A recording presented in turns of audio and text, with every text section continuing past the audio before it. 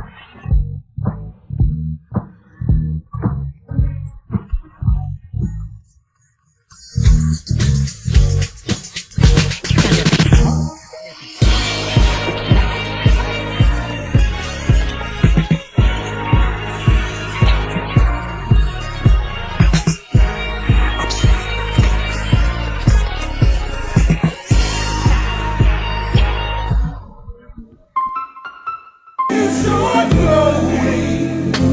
Just keep it going.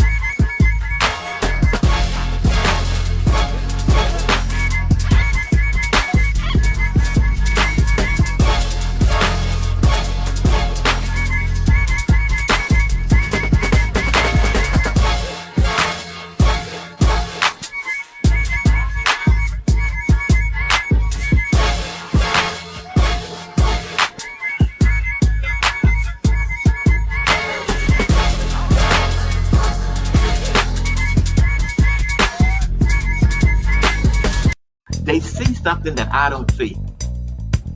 What can you learn from a bum, Omar? Shamsuddin? What I learned from a bum, maybe it's what not to do.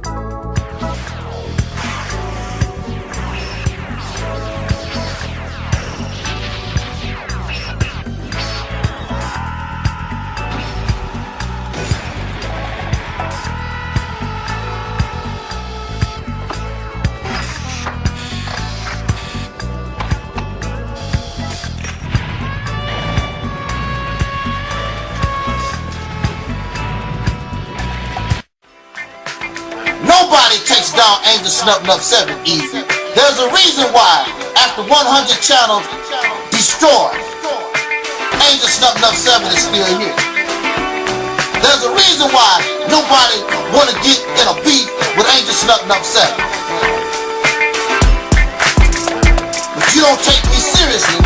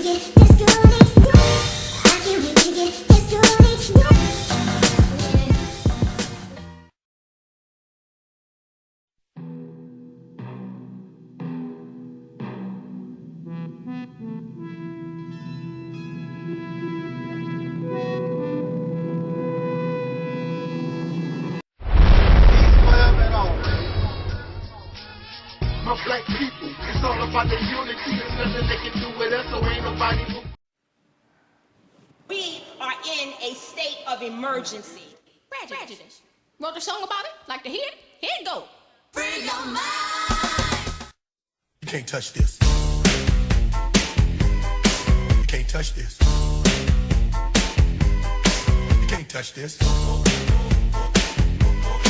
can't touch this.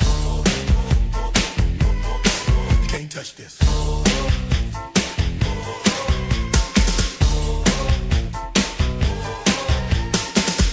People all over the world.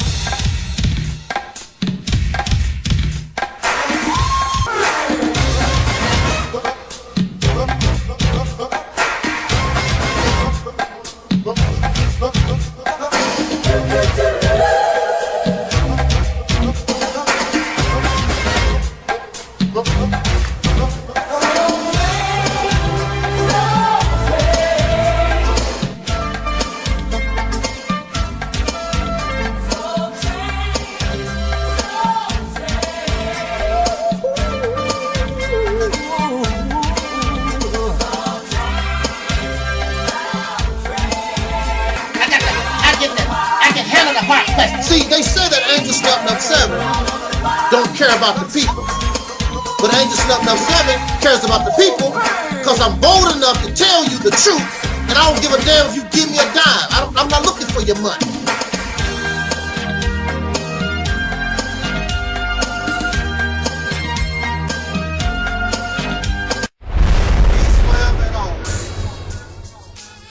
My black people, it's all about the unity. There's nothing they can do with us, so ain't nobody moving. Fuck years. Let the heaven of a system embrace you and praise the mother All God. these lies and all this propaganda that you want us to say. We're gonna take out. Break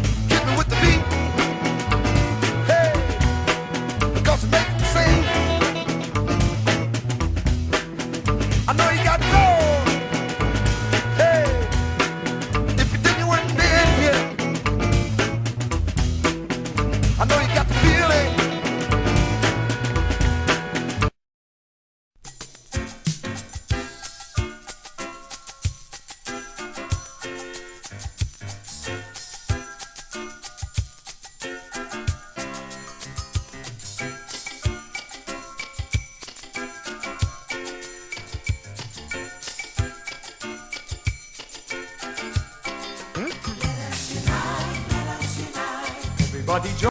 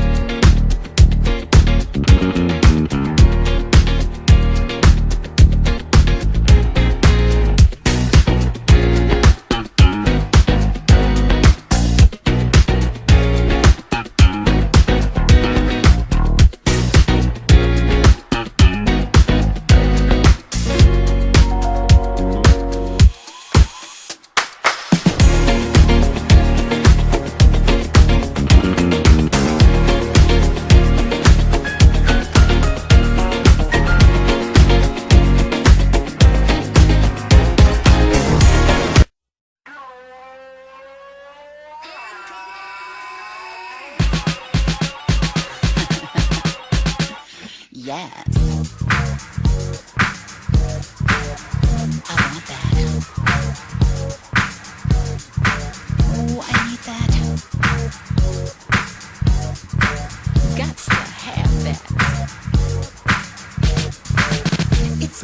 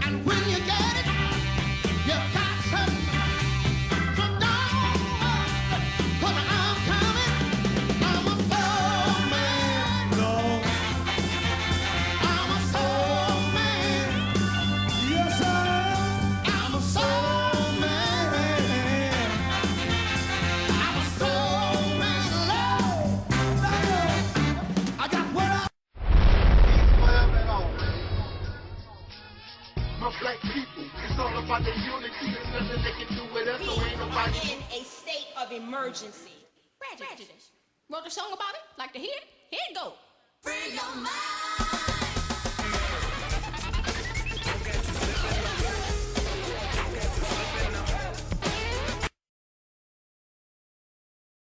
Keep it real. What, dear? Cause I keeps it real like that. I keeps it real. I got what I've done.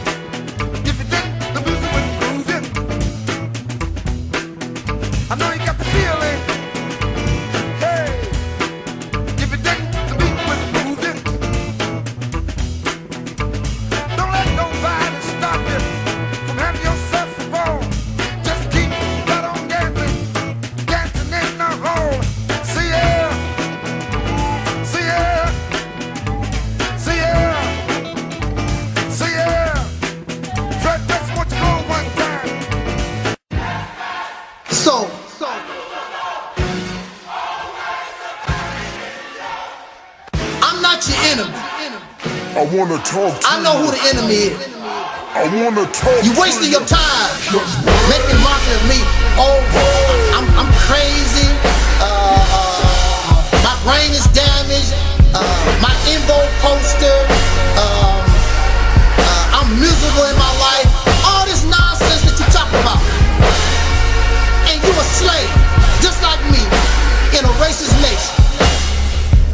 I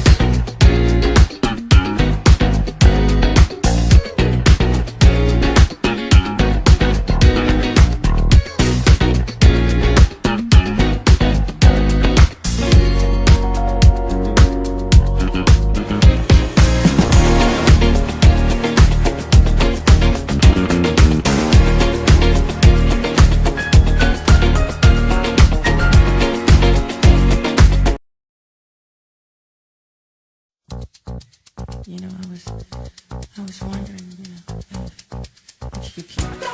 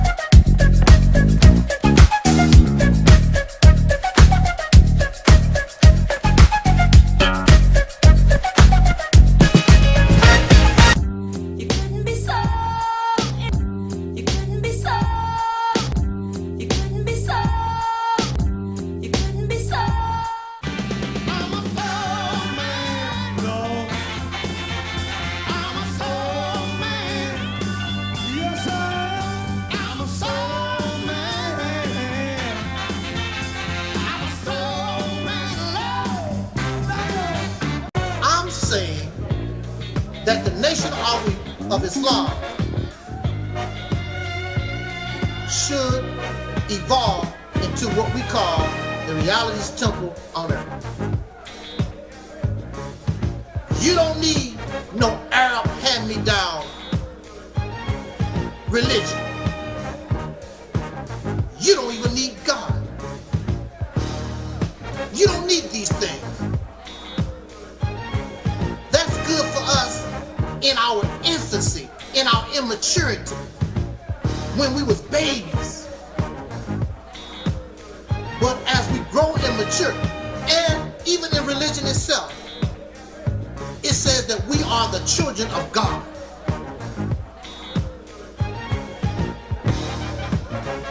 Children can't stay children forever. Children must become adults. So if we are the children of God, that means we become God. Act like God, move like God, and have the responsibility of a God.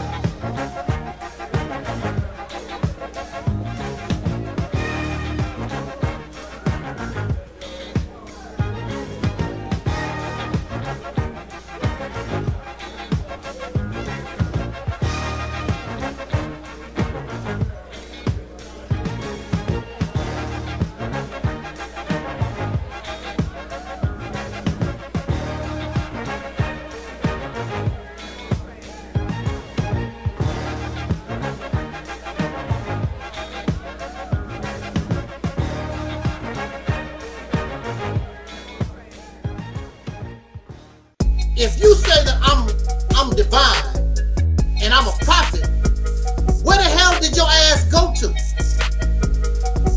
Why aren't you heeding the call? Why aren't you helping me get this message across?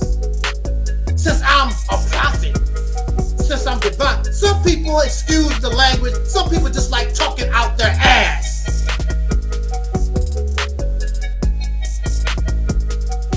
That's what they like to do.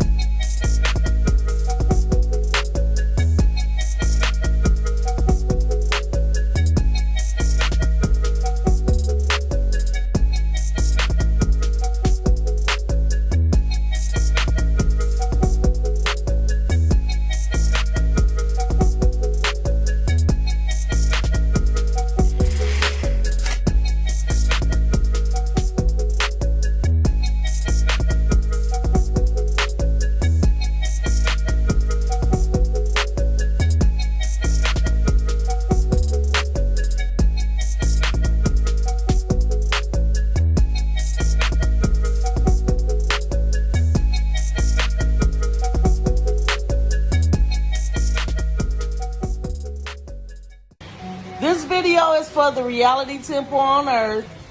Shout out to the reality temple on earth on IG. We love watching it. Yeah, we really do. We send love, peace, and soul. Brother. Yeah. Good evening, soul brothers and sisters. This is Tangi Cox, the Black Sheep. And I am propositioning you to entertain just a little while of being in reality. And this is gonna hurt soul sisters and brothers because a lot of us cannot accept reality. I empower you to, for 1 year, to subscribe to the reality temple on earth. And at the end of 12 months, draw your conclusion of what have you learned in that amount of time. I empower you. You will never, ever, ever think, feel, or entertain nonsense ever again, period. I would like to see my soul sisters and brothers awaken. This requires time. You need to spend about a year watching, researching, and looking. The reality temple on earth is life-changing, and I stand on that.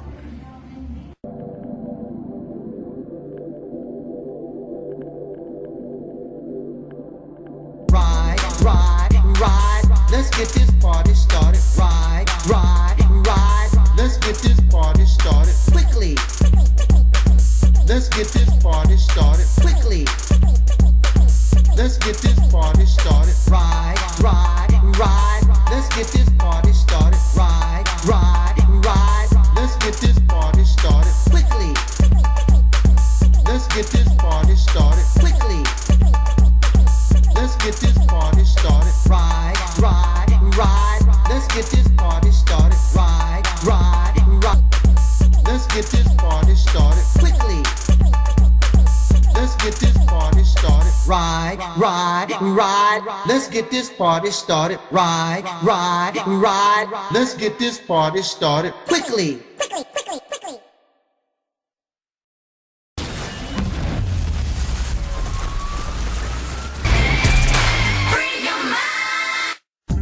You couldn't be so. You couldn't be so. I trust that feeling. Does anybody have any questions of me before I get out of here? Let's see what you guys are saying. What's up, Soul Sister Rona? Hey, Taalik.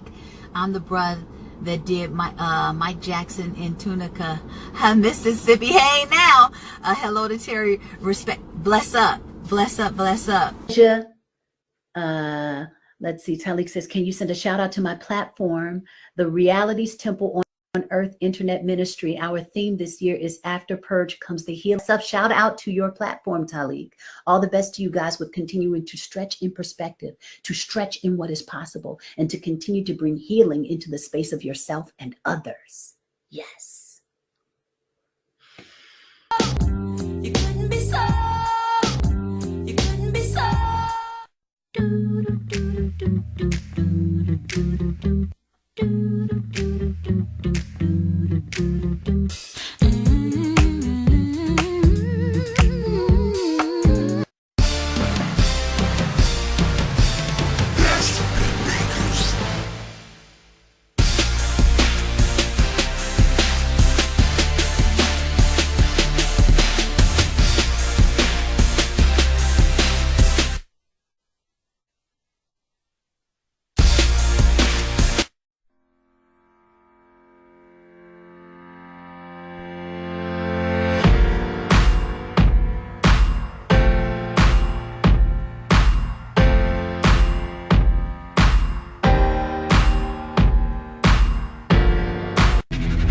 The game begins in 3, 2, 1.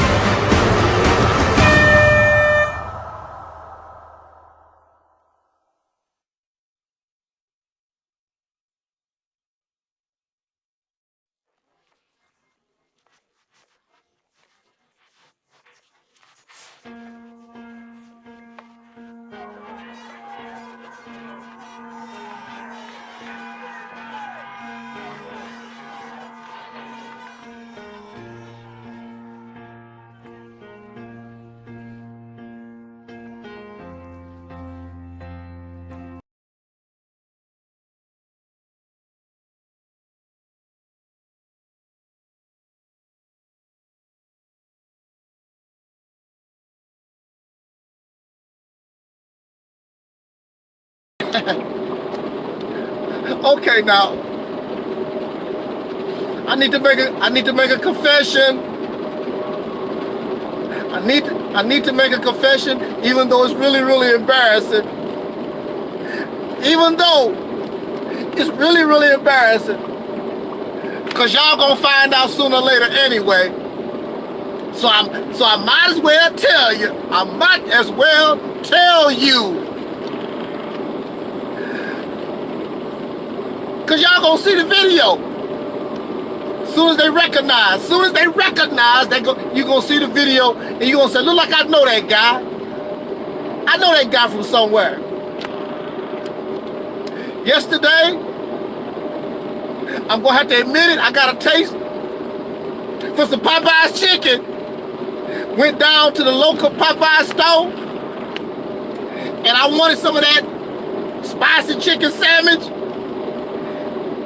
And they said, only got one left. And they put it on the counter and a Negro grabbed my sandwich.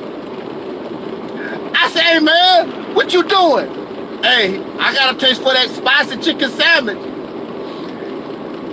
And somebody, you know they got these telephones out here, they was recording it and me and my boy got to hustling and fighting over that spicy good Popeye chicken sandwich.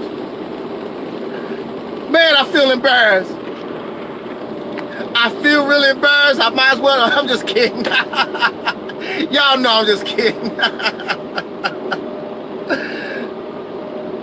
But see, that relates to the topic that we chosen for these few minutes.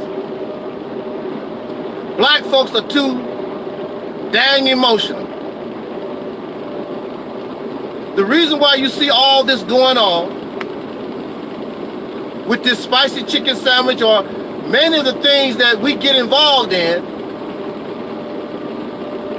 is because of our emotion. We're very emotional people. And what I'm about to explain to you, in fact, everything that I say to us pertains to myself. I do not leave myself out of the equation, okay? Somebody always telling me, you always putting black folks down. You always bring negativity. You bringing negativity about black folks. Well, I'm including myself. So if I'm degrading, making mockery, or putting black folks down, I am included. I do not exclude myself from nothing that I say. Now, especially this particular topic, because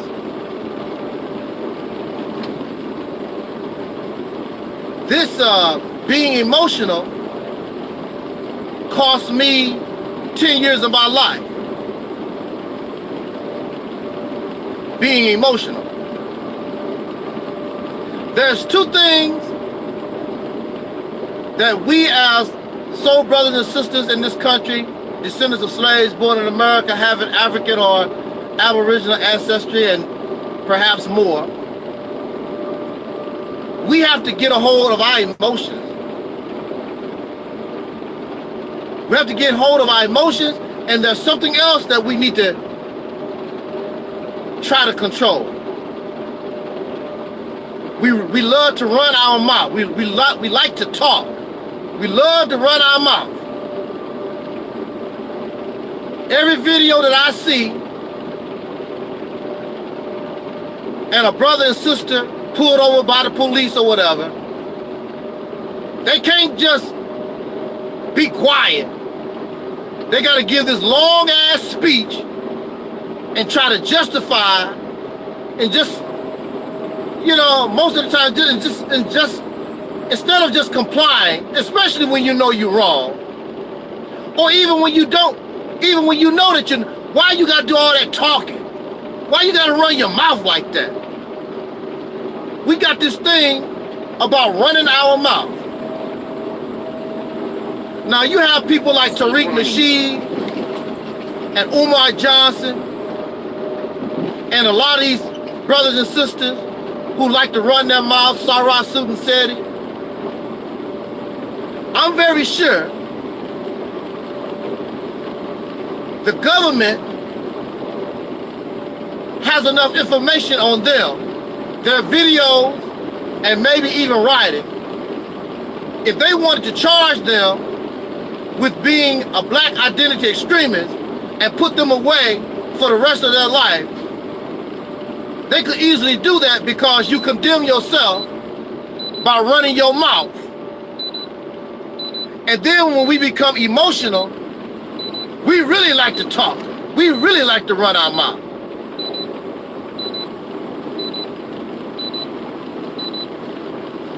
This kind of behavior cost me 10 years of my life because I ran my damn mouth and I became too emotional over a situation where I should have been able to let it slide because it really wasn't worth it. But see, the thing about emotion, brothers and sisters, emotion, especially anger, but emotion causes us not to think properly. That's why if you are in a building and there's a fire, a wise person tells the people, don't panic, calm down. Because when you become emotional, when you become filled with fear, it don't allow proper thinking, and you'll mess around trying to save your life, cause yourself to be killed. So here I am in a situation, and yes, I was done wrong. Somebody stole from me. They lied to me. Yes, I was done a grave injustice. Yes, yes, yes. But I became emotional over the situation. And emotion does not allow proper thinking, and I refuse to think this thing out. And I allowed my emotion to take over. And I run my mouth. I wrote some crazy stuff I shouldn't have been writing. Next thing you know, I've lost 10 years of my life. Really over nothing. Over nothing!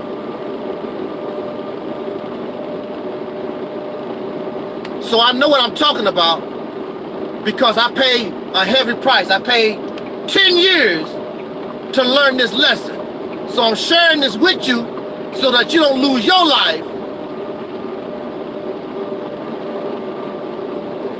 or 10 or more years. Don't you know there are those, excuse me,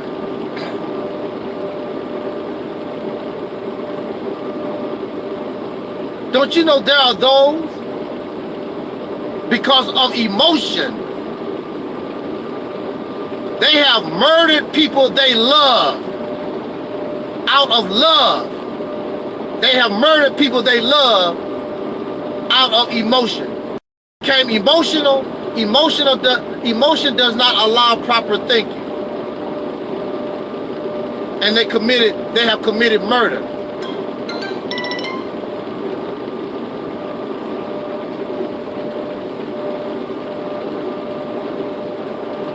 So even this chicken sandwich thing, we get hyped up over this chicken sandwich, and what drives us to disrespect and fighting over a chicken sandwich is emotion. Emotion causes us not to think properly.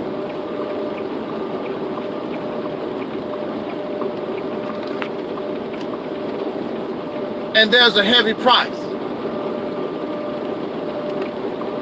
We have our leadership in this country, and I would call the black conscious community, this pro-black type community, they are the leadership, they are the head. They are the awakened ones, but they are filled with emotion. All of us, we get so filled with emotion, and it's not even worth it. Here Here we are in a life and death situation. You live with an enemy that could wipe you out overnight, and you busy fighting over chicken sandwiches. You busy fighting because somebody don't like Minister Louis Farrakhan. Somebody don't like Jesus.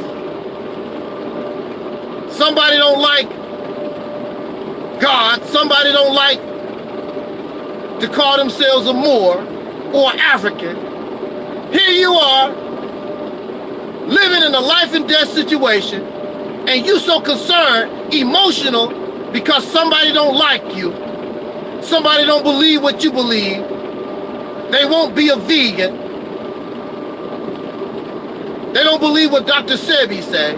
You so emotional over that that you ignore that you are in a life and death situation, living with people that could make you go extinct within a matter of hours if they want to. And pretty soon you're gonna find out how true that is, because you think you really don't believe that. And that's emotion also. You get emotional over that. There's no way that could happen.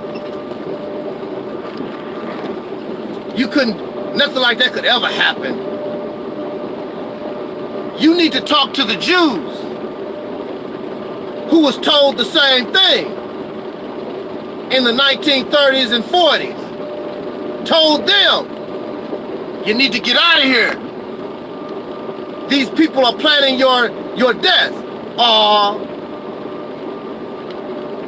You become emotional with being patriotic to the country. I fought in World War I. I'm a German citizen. They love me. Next thing you know, you find yourself in a gas chamber or an oven. And we don't think that can happen to us. You so emotional, you more worried about what I'm talking about when I talk about what you don't like when I say, about your God or eating bean pies or whatever.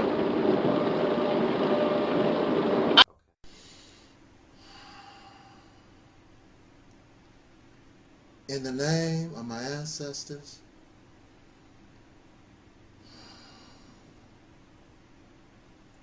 peace forever and always. Soulflower, I always said it was a gumbo of a mixture of different genres of music. A touch of neo soul, a little bit of the old EnVogue vibe, R&B. You got my head spinning around, you got my feet off the ground.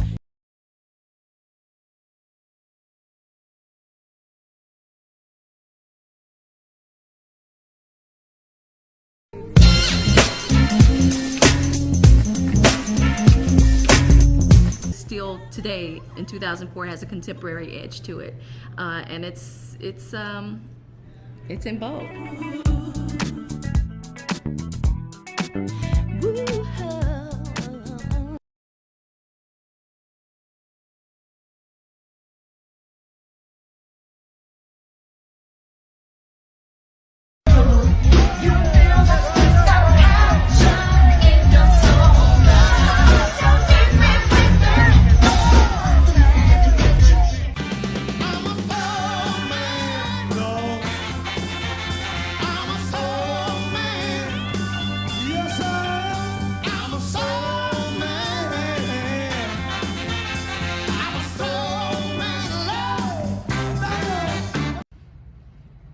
Hello everyone, the wait is over. It's finally here. Season 4 of The Family Business on BET+. Watch it tonight. I will be watching. See you there. I literally feel naked without my keys. You know, this is better than gold. This is gold. I don't care what nobody say. You can't tell me this is not a platinum diamond chain. Because you know what? I walked right through those doors and I got sober. I've connected with my siblings. I have connected with my children. I have mentally and emotionally connected back with myself, which is very important.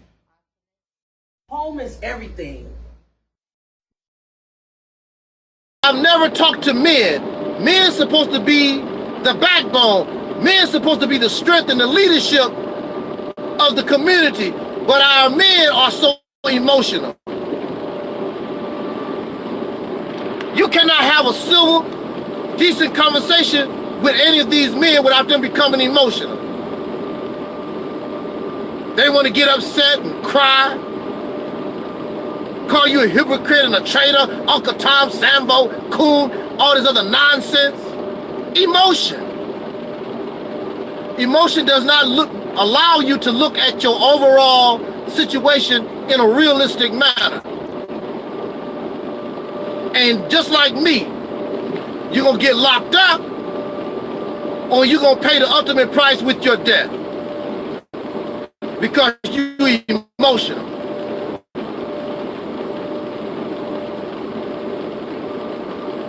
Don't you know that husbands have killed wives, and wives have killed husbands, and children have killed their parents because of emotion, not thinking. And then after they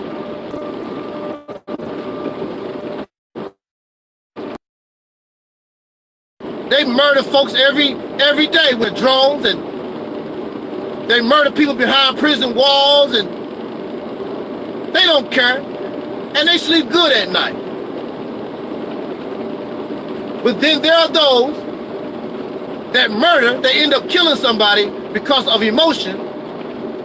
I guarantee you, those brothers, the majority of those brothers that participated in the assassination of Malcolm X, especially when they found out the Nation of Islam did not give a damn about it. They did not become heroes. They are not saints. I guarantee you that haunted them the rest of their life. Because what they did it out of ignorance.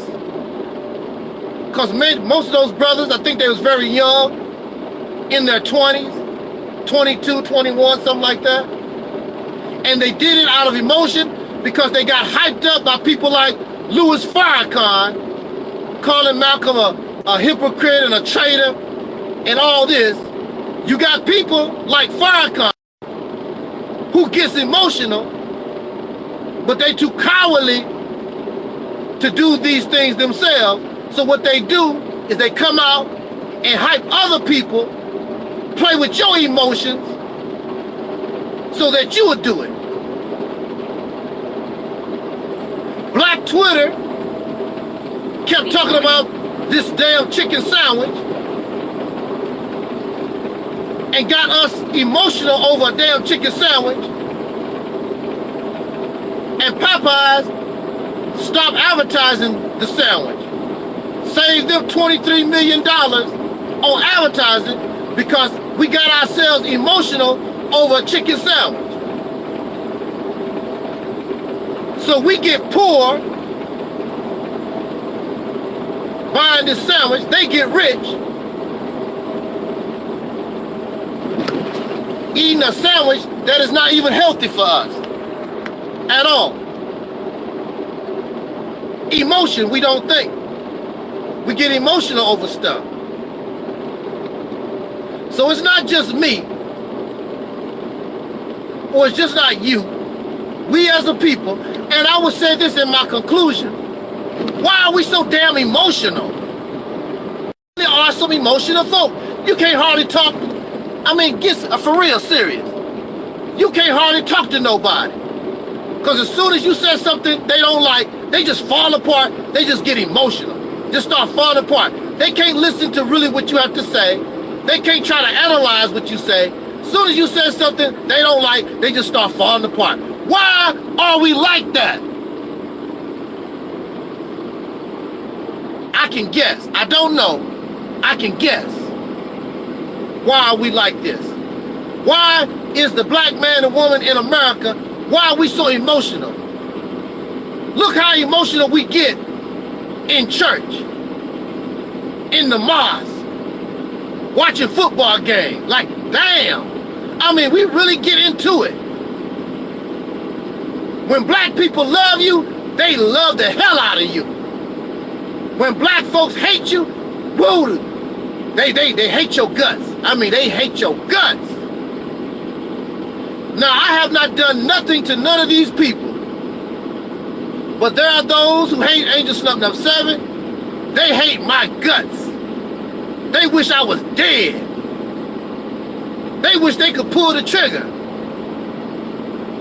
Haven't done nothing to these people except express my opinion. That's all. Haven't done nothing to them personally, but they get so emotional over words. Even to the point they want to murder you, kill you.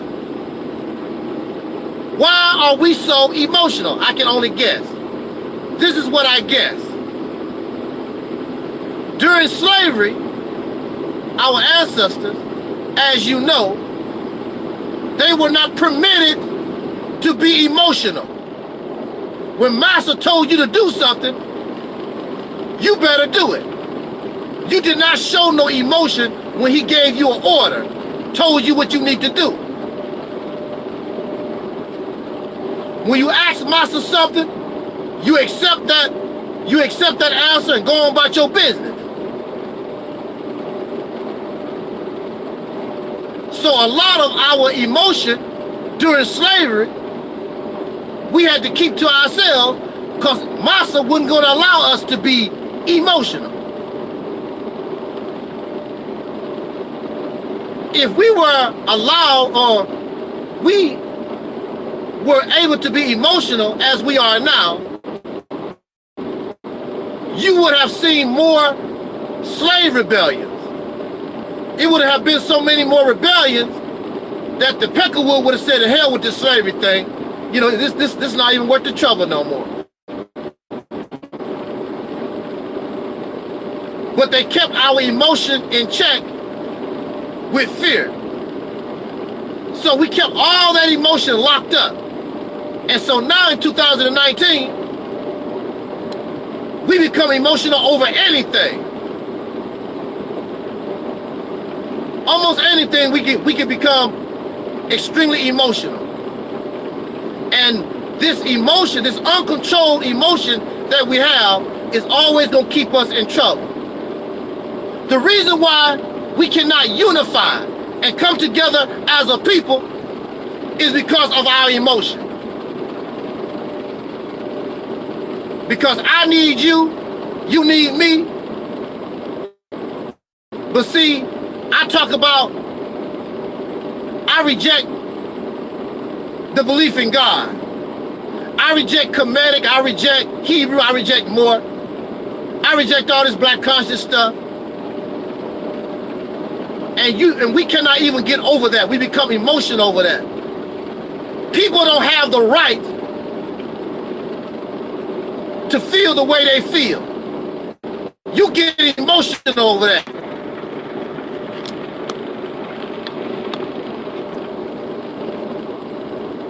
That will never happen. Everybody's not going to believe in Jesus. Everybody's not going to believe in God. Everybody's not going to believe that Egypt is black culture. Everybody's not going to believe what you believe in. But y'all become emotional over that, and it's going to cause you to die.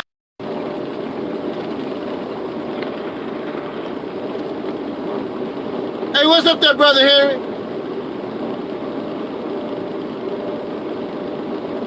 Being emotional is going to get us all killed.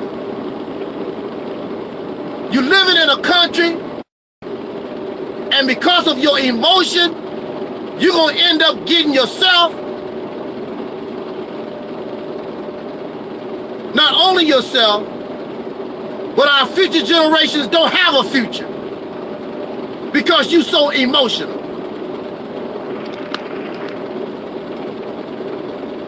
I don't care what you believe in. I don't give a damn about your sexual orientation. I don't give a damn if you're married to a white man. I don't care about that stuff. My number one priority is to liberate ourselves out from under oppressor. But when you're emotional, you can't see what is the most important thing.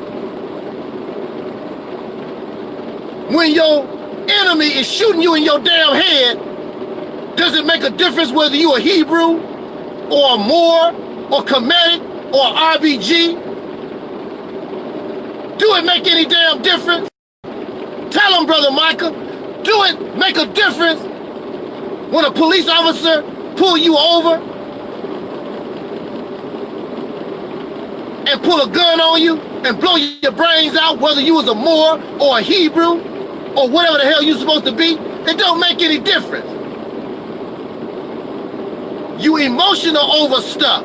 If you want to be emotional over stuff, be emotional about unity and changing your condition, unifying your people. The reason why we went crazy over damn chicken sandwich is because we're not unified. Because our people that know better would have put out the word, hey y'all, leave that sandwich alone. And because we're unified, as soon as the word got out, even though they want the chicken sandwich, they would not have went out and went ballistic and crazy over a damn chicken sandwich. But we're not unified. So wherever the wind blows, that's where these people go.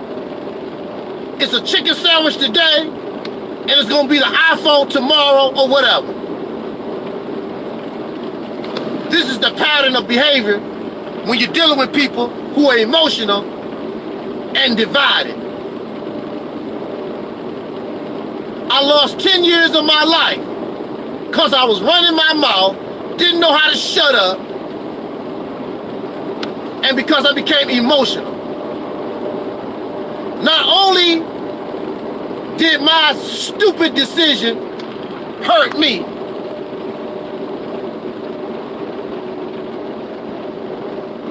not only did my stupid decision hurt me, but it hurt other people in my life too. See, being emotional makes you selfish. You only think about your damn self. You're not thinking about nobody else. You're not thinking about your future generations. You're not thinking about your grandmother. You're not thinking about your children. Only yourself. I hurt people that cared about me when I did that. But I didn't give a damn. Because it's all about me. Emotion does not allow us to think properly.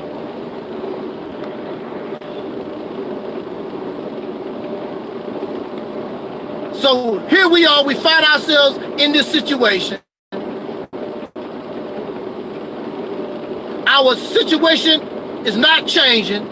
It's because we are too damn emotional, and emotion does not allow people to think properly. You become temporarily insane. That's what happens.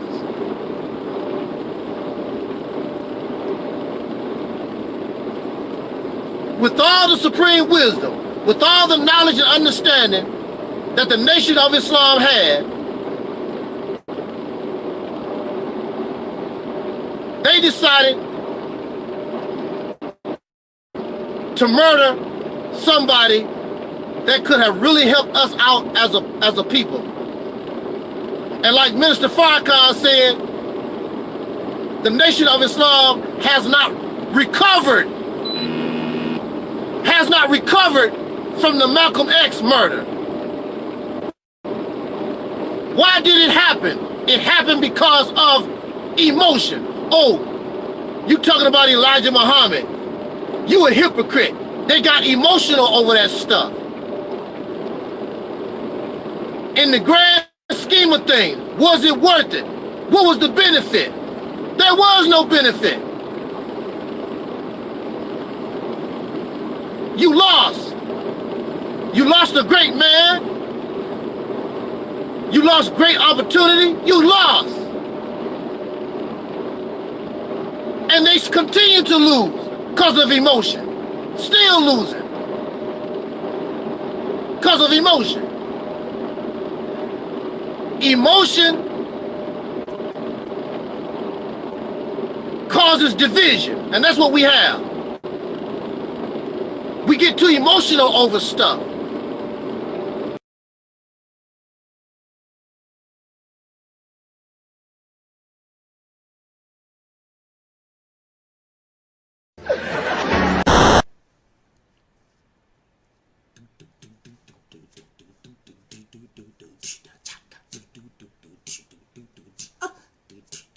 She was more like a beauty queen from a scene. I say no matter, but do you mean I am the one? Go and dance on the floor in a round. She says I am the one. Go and dance on the floor in a round.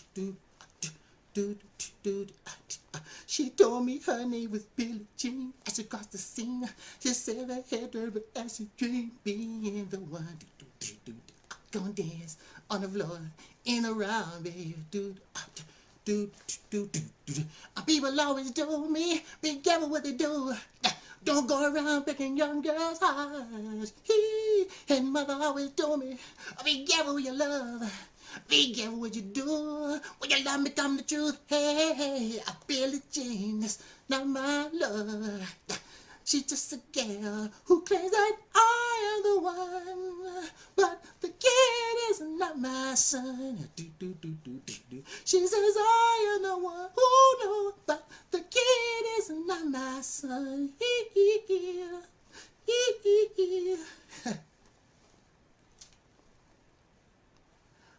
I ain't impressed. The deacon said, imagine how Michael Jackson felt when he told Joseph, I want out of the Jackson 5. Michael wanted his freedom. Ever since he was a little boy, he was under the yoke of a dictator. It's my way or the highway. Somebody that abused him, beat him, made mockery of him. He was nothing but a slave. Michael Jackson was a slave.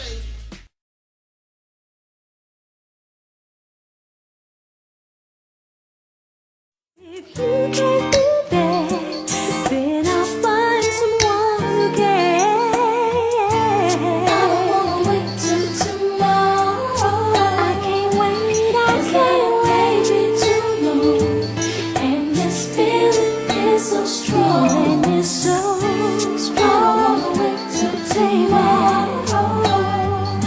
Another day is too long, and such love is what I want. Your body holding me tight, 'cause I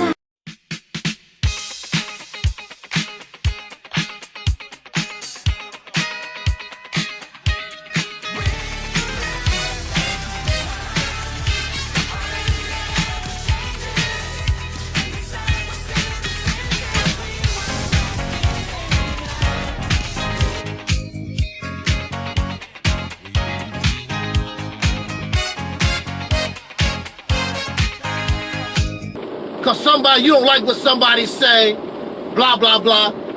How is that hurting you? Because I don't believe in God, how does that hurt you? Tell me. Because you do believe in God, how do that hurt me? It don't hurt me. I love my Christian brothers and sisters, my combative brothers and sisters, Moors, atheists, gays, lesbians, I don't care. Don't bother me at all. It's not hurting me. What's hurting me is living in oppression. Living in racism, white supremacy. That's what's hurting me. That is not hurting me at all. And it's hurting you too. But you cannot begin to get up out of this until we stop being so damn emotional, so that we can come together and deal with it. But I guess that you'd rather continue to be a damn slave on the plantation, because that's what all of us are. I guess you'd rather just do that. Emotion, being emotional, gonna cause you to die and hurt other people, because when we make the wrong decision, not only does it hurt us, it hurts our children, our mothers, our cousins, and all of those who you say are lost, deaf, dumb, and blind, and don't know no better. They are looking for proper leadership. You cannot be a proper leader being emotional as we are. I am not saying that we should not have emotion. That's human nature. That's natural. But we have become over emotional.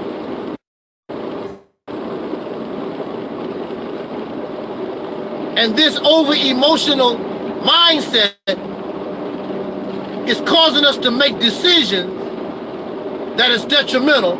And you're gonna find out, you think that you're a loser, you have not seen nothing yet. You're gonna find out exactly how big of a loser you really are.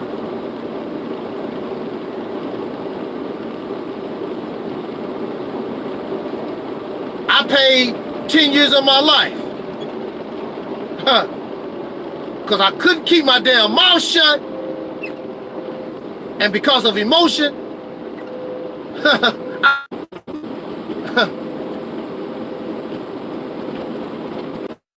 because I was just emotional. I don't care. See, I'm gonna say that, I'm gonna get out of here. See, emotion gives us that I don't care, I don't give a damn. Really you do. But when we become emotional, we say dumbass things. I don't care. I don't care if I go to jail. See, that's emotion. Because you know damn well you don't want to go to jail. Go ahead and shoot me. Go ahead and shoot me. I don't care. Now you know damn well nobody wants to get shot. But emotion makes us say and do dumbass things. It do. Y'all know what I'm talking about. You've been in it. Some of you have been married to some wonderful people in your life, but because of emotion, you done some dumbass thing, and now somebody else got your beautiful wife, got your beautiful husband, because you was emotional. When you dealing with emotion, done. I should have shut my damn mouth and went in a room and just got quiet and calmed my silly ass down and really thought about the situation I was in. That's what I should have done. Find somebody that you can talk to so that you can get back into a better state of mind. But see, this is what we do. Angel Snub 7 says something that you don't like. Instead of trying to understand where Angel Snub 7 is coming from, what you would do, what most of these people would do, they'll find somebody else that's just as dumb and emotional as they are, and then make the whole situation worse. Because Angel Snub 7 is not your damn enemy. Angel Snub 7 is your soul brother. Angel Snub 7 is your friend. But your emotion makes you believe that Angel Snub 7 is an Uncle Tom, a coon, a sellout, a traitor, and all this other dumbass nonsense because of emotion. So without unity, I'm a loser, you a loser, Brother Michael, you a loser, Brother Scott is a loser, Sister Jan a loser, everybody, we lose big time. Emotion. We gotta get this stuff under control. I've never seen us as emotional as we've been in 2019. We really are very, very emotional. Can't talk with nobody or nothing. Just get emotional. You Uncle Tom, you're a coon, you're a Sambo, go to hell. Like, wow. Is it that serious? No, it's not. That's what happens when we become emotional. Emotion cause disoriented thinking. Being over emotional, insanity. And then you end up in jail. You end up shot and stabbed or in the morgue. You know, dumb stuff. Wasn't even worth it. Wasn't even worth it. You lose your best friend, fall out with your mother, fall out with your father, sisters and brothers. Emotion. Emotion. Some of you might be getting emotional over, I'm talking about emotion. That's possible. Woo! But believe me, I learned a lesson. I'm not saying it's not going to be hard, because I still have problems with it myself. I get emotional over stuff. But when I get emotional, I always think about that 10 years I did in the crazy house, and it brings me back to reality. I'm not going to go through that again. No, I can't do that. On that note, thank y'all for joining me. Thank you, Brother Michael. Thank you for those in the chat room. Thank you for those who are listening. Facebook. I really appreciate it. It's an honor that you would give me a few minutes out of your time and listen to this brother, me being emotional. Because I really want us to win. I want us to get us. I want us to get out of this situation because we deserve better. We do not deserve the evil that keeps happening to us every day. Our ancestors, ourselves, we did not deserve this hell that we've been going on for 500 years. We don't deserve it. We have not done nothing to deserve that kind of punishment. Nothing. I don't care what the Hebrew Israelites say, talking about we'll curse people and punish them. Like, damn! It's going on 500 years, bruh. What kind of punishment? I mean, what did you do to deserve getting your ass whooped 500 years? For real, come on now. I question a God like that. Like, damn, bro. 500, going on 500 years, 400 years, 300 years. I have to question a God that would do some stuff like that. Then you turn around talking, you love me. Whooping my ass for 400 years, and you love me. I don't want your kind of love. You can keep that kind of love. No. I can't do it. So, on that note, let me get out of here. Y'all have a nice day. And like I said, it's very difficult, but let us try to control our emotions. We sell soul food. As a matter of fact, we've been told that Old Henry's is one of the few soul food restaurants in the city of St. Louis, in the state, and in the Midwest. We plan to start our food truck next month. Okay. Want that food truck to go all over. Alrighty then. So if we get the exposure, and we're already taking orders for events. Just took an order for July 31st. We took an order for July 29th. There's a guy who has a construction company. He owns quite a few of them. And we're going to be going to their sites and serving food, serving lunch. And we got a lot of interesting stuff going on. All right. Right. Thank you. Yeah, you're welcome. I'm Angel Snuff Enough 7. This is my friend Ada Taylor. Ada Taylor. This is Old Henry Restaurant. If you're ever in the St. Louis area, come check them out. We had a good time just celebrating my sister's birthday, and everything was A-OK. All right. All right. Thank you. You up.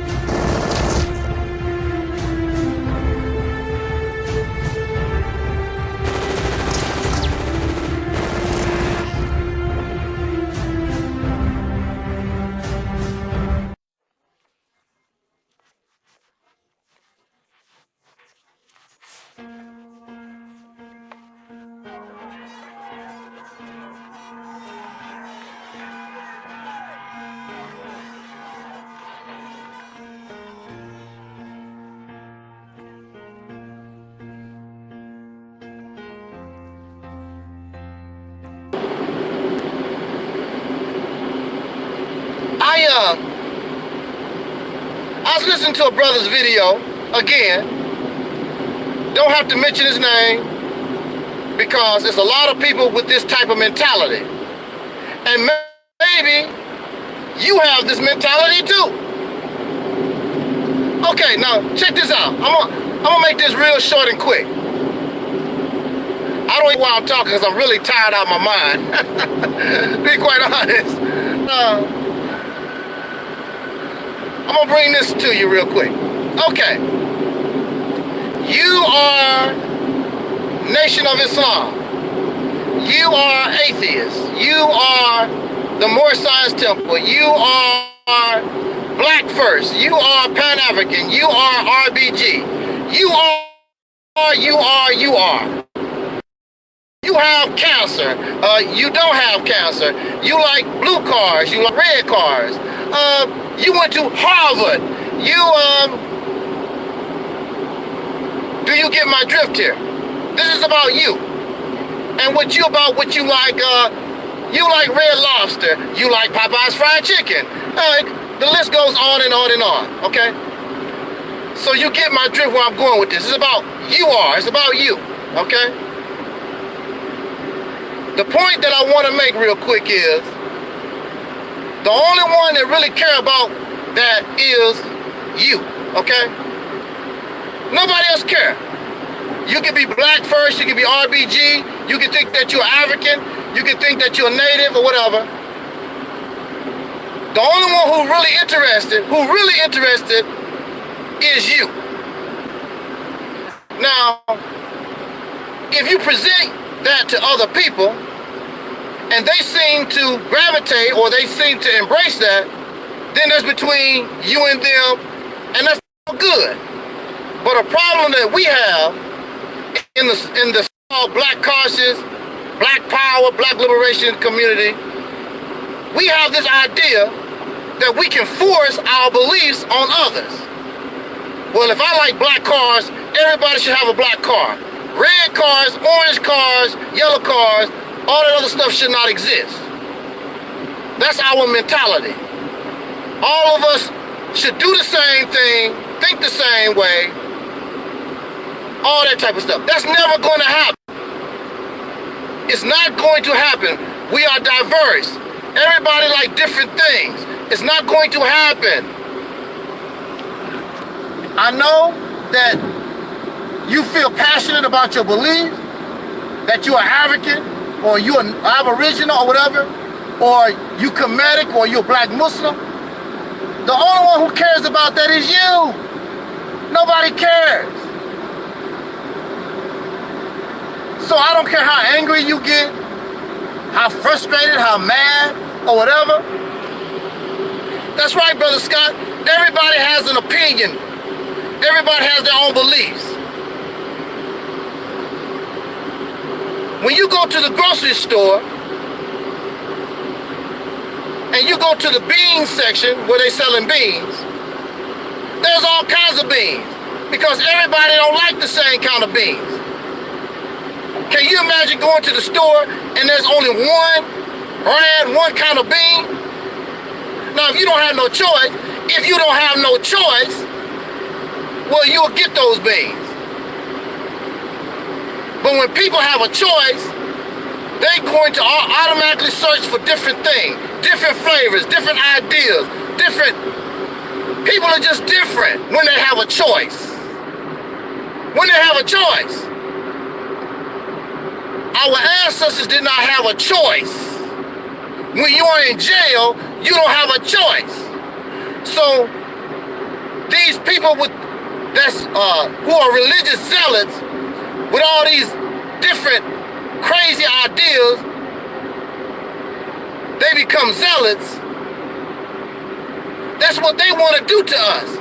They basically want to make a slave out of you. They basically want to put you in a prison. You are unable to express who you are, what you like, for what the government or what a king or a queen wants you to be. That type of world I don't want nothing to do with. That's not the type of world I represent, I want to live in. I don't want nothing to do with that. Everybody be your morality is what everybody else's morality is supposed to be. How you look at things in life. That's not how things gonna be. And see, these people who are zealous like that, say for instance, taking Christianity for a change. The reason why there's so many different facets of Christianity is because people think differently. Look at the Nation of Islam. There are many. Minister Louis Farrakhan is not the only Nation of Islam that's out here. It's at least 5 or 6 different kinds of Nation of Islam. Hey, what's up there, Brother Michael?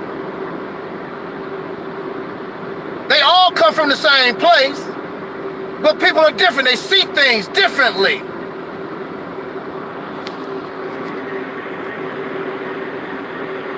The reason why the United States of America is able to function the way that it does is because the United States of America, whether you think it's evil or whatever, however you view America, is able to take the diversity of its people and work with that. We, as descendants of slaves born in America, we have rigid minds. We're not flexible. We're not able to work with our own diversity. We live in a fantasy world where everybody is living the same kind of life. That's not life. That's not reality. So you can get angry at me all you want to. You can get angry at Sister Nova all you want to.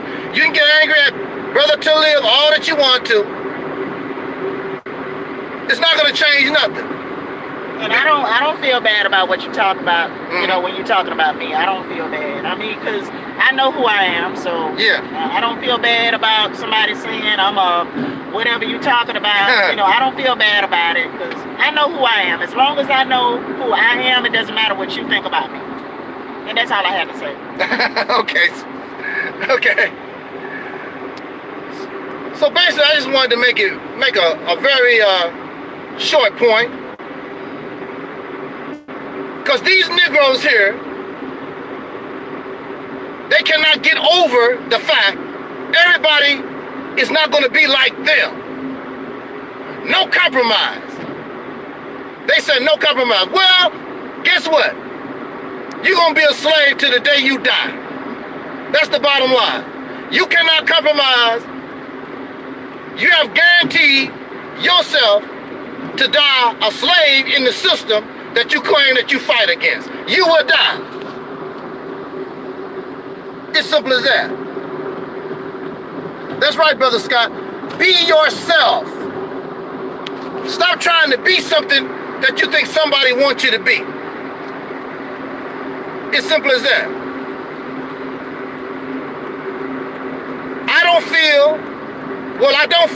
I know that I'm not an African. It don't make no sense. I prove to you beyond a shadow of a doubt. That's why you have to say you don't believe you're African because you really don't know. That's what you've been taught. That's what you believe. But the facts, see, that's the thing about truth. The facts say you're not that. Hell, your own DNA tell you that you're not African. Because your DNA is all mixed up. Somebody said, well, if you have 50%, that makes you pure. That's a damn lie. Put 50% gas and 50% water in your car and see what happens. Because that's not pure. Your car will only run on pure gasoline. Some people don't even like that ethanol. And your car will run just fine with ethanol in the gas, like 15% or whatever, 20%. Some people don't even want that. They want pure gasoline in their car. They don't want ethanol either. Once you mix something, it is no longer pure. I get tired of talking about it because you want to be, if that's what you want to be, if that's what you want to be, you can believe whatever you want to believe. I can believe I'm Superman if I want to. That's my business. Hey, what's up there, Sister Ann? So, I mean, you can believe whatever you want to believe. But belief don't make it true. And it's not true. It's too many factors in these things. You're not going to be able to force the 40 to 70 million to be first black, RBG, and all this black consciousness comedic stuff. They're not going to accept it. They're not interested. You should be happy.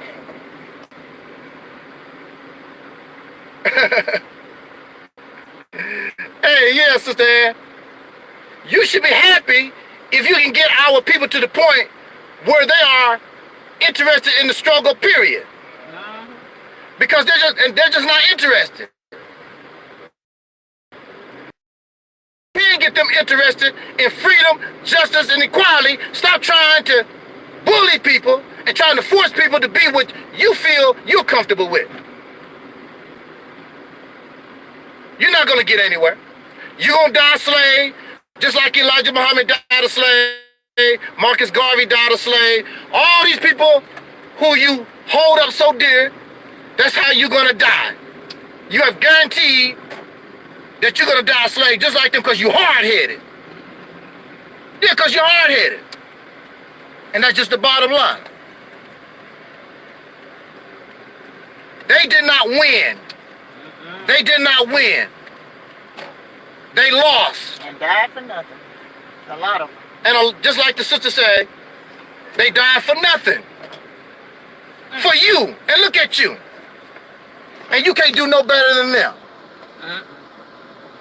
Well, basically, all I wanted to say in this short few minutes is, look,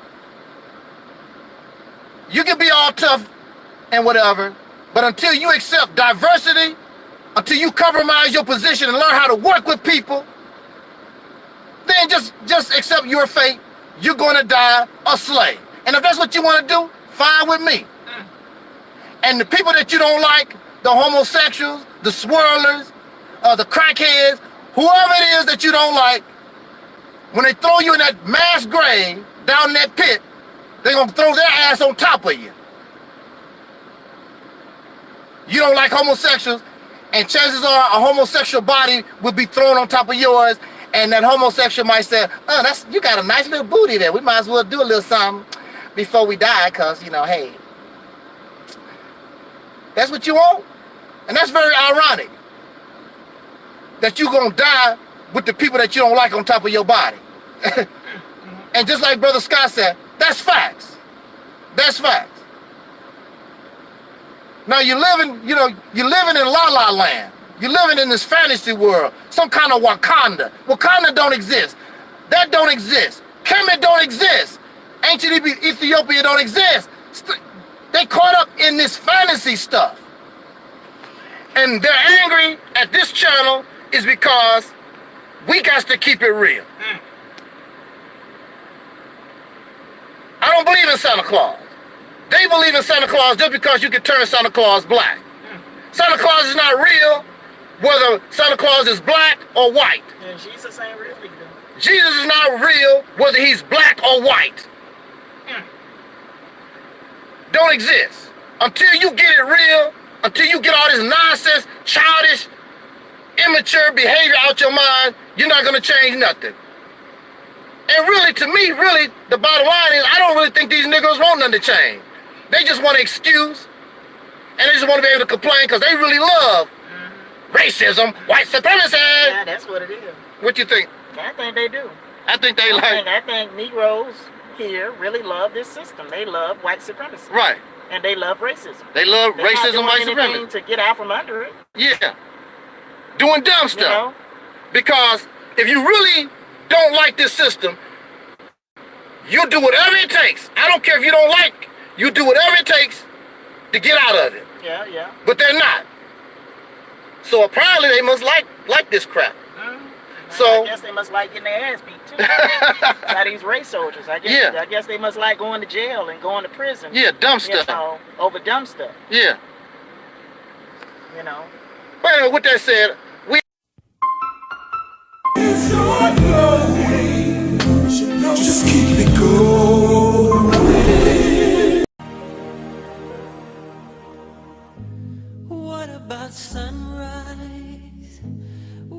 about rain?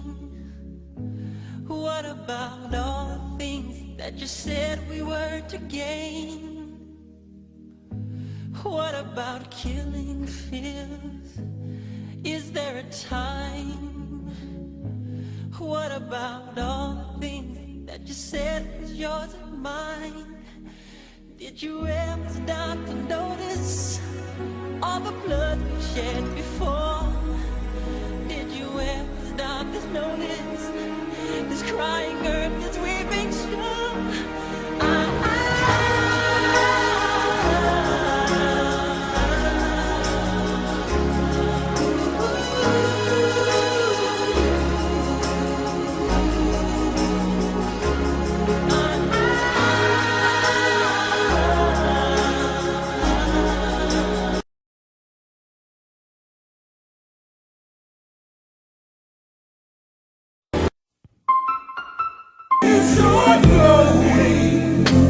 Just keep it going.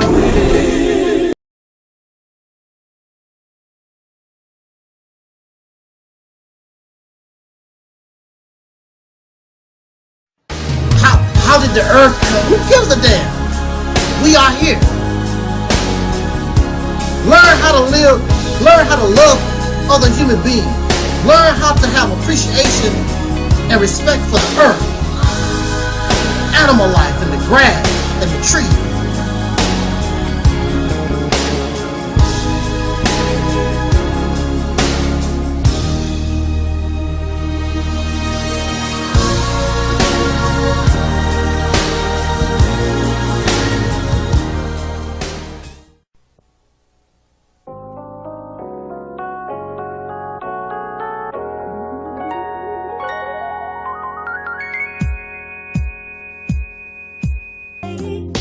Can't believe in all you have to say. You couldn't be so. You couldn't be so. You couldn't be so. You couldn't be so. You couldn't be so. You couldn't be so. And all this propaganda that you want us to say. We're gonna take now. Break freedom.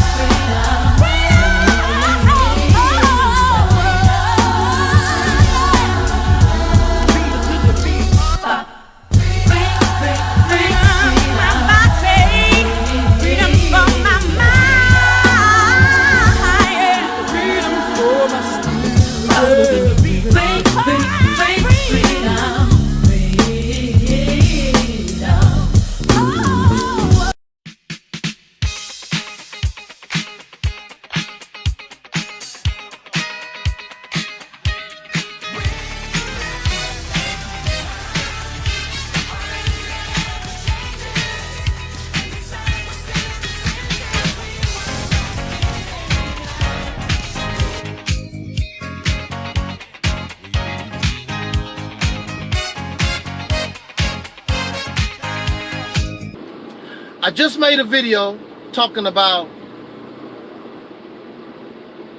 our being emotional, overly emotional. We just talked about that. One of the things that make us emotional is when we hear truth. I'm not talking about some of the truth, a little bit of the truth. I'm talking about when we hear the real truth, it makes us emotional because we don't want to accept that truth. We don't want to accept reality.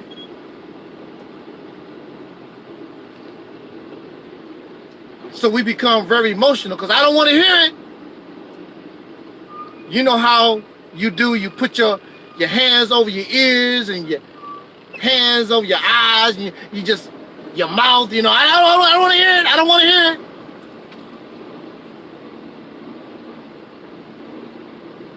Well, see, there are a lot of you who claim that you want truth, but you really don't want it because truth hurts. Truth makes us see things for what they really are, and sometimes we don't want to see the real thing. we put on our makeup and we put on our perfume. You don't smell like that for real. You don't look like that for real. That's makeup, that's perfume. Your body odor is not like that. That's makeup. Your lips aren't like that. Your nose ain't like that. We like to live in illusion, fantasy. We like fiction. We like being things that we're not.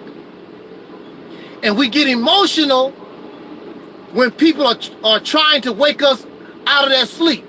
We get emotional when somebody tell you, you all right just the way that you are. You don't need that makeup. You don't need all that perfume. Everything is cool. I don't know. You can't take. We so used to living in fantasy world. I assume the reason why we like so much fantasy is because coming from a slave background, our ancestors could only wish, make believe that they were in a different situation. That's all they had. That's all they could do. Wish, dream. Dr. King said, I have a dream that one day, dream and sleep. And that dream is good. And you don't want nobody to wake you out of that sleep, out of that. But see, if you are alive, you got to wake up out of it. And dreams are not real. And we know this, but it's our comfort zone. It's our comfort zone and we love it. We like to sleep. Don't wake me up. Remember when the alarm clock used to go off and people smashed the alarm clock because it's waking them out of their sleep? It's so good to be asleep. It's so good to be in Disneyland. So much fun. Peter Pan, Donald Duck, and Goofy, and Mickey Mouse. I want to be here. Michael Jackson, he felt so much at home being in a place where animals talk. That's not real. Mice don't talk. Dogs don't talk. You don't live forever. You can't stay young forever. You got to get old and gray. Michael Jackson did not like that. So it was not a shock to me, really, regardless to how Michael passed. Michael did not want to be old. He didn't want to go through that. So what's another way that we can escape our reality? We escape by being spiritual. Not spiritual in a real sense, because there's only two real spiritual ways that you can be.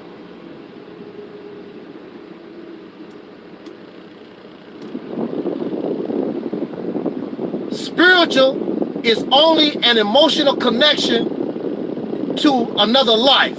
It could be a dog or a plant. It don't make no difference as long as it's alive. It's an emotional connection to something that is alive. Or like we have team spirit. Both of us like the Chicago Bulls and we both rooting for the Bulls. We both have the same spirit. Rooting for that team. We want them to win. Then the other spirituality, the only real spirituality is, another name for spirit is liquor. Strong drink, alcohol. Now we really know about that. And some of y'all so spiritual, y'all know about that alcohol, that liquor. Y'all got liquor in the house right now. Beer, gin, vodka, Hennessy, whiskey, whatever. I don't know. I don't drink. So that is the only real spirituality that you have, is an emotional connection to another life or getting drunk, really. This other divine spirituality stuff that y'all talking about don't exist. It's a part of your imagination. Oh, brother, it's real. Divinity is real. You know, all this vibration stuff these people talk about, and get with your vibrations and get with your frequencies and stuff like that. Why do I know that it's not real? I know that it's not real because when I see you, excuse the word, but when I see you, I see a nigger, a Negro. I don't see nothing spiritual. Can't tell you from the rest of the people that's around you. Now, some of these people that claim this spiritual upliftment, this awakening, they are living on these higher frequencies. By their attitudes,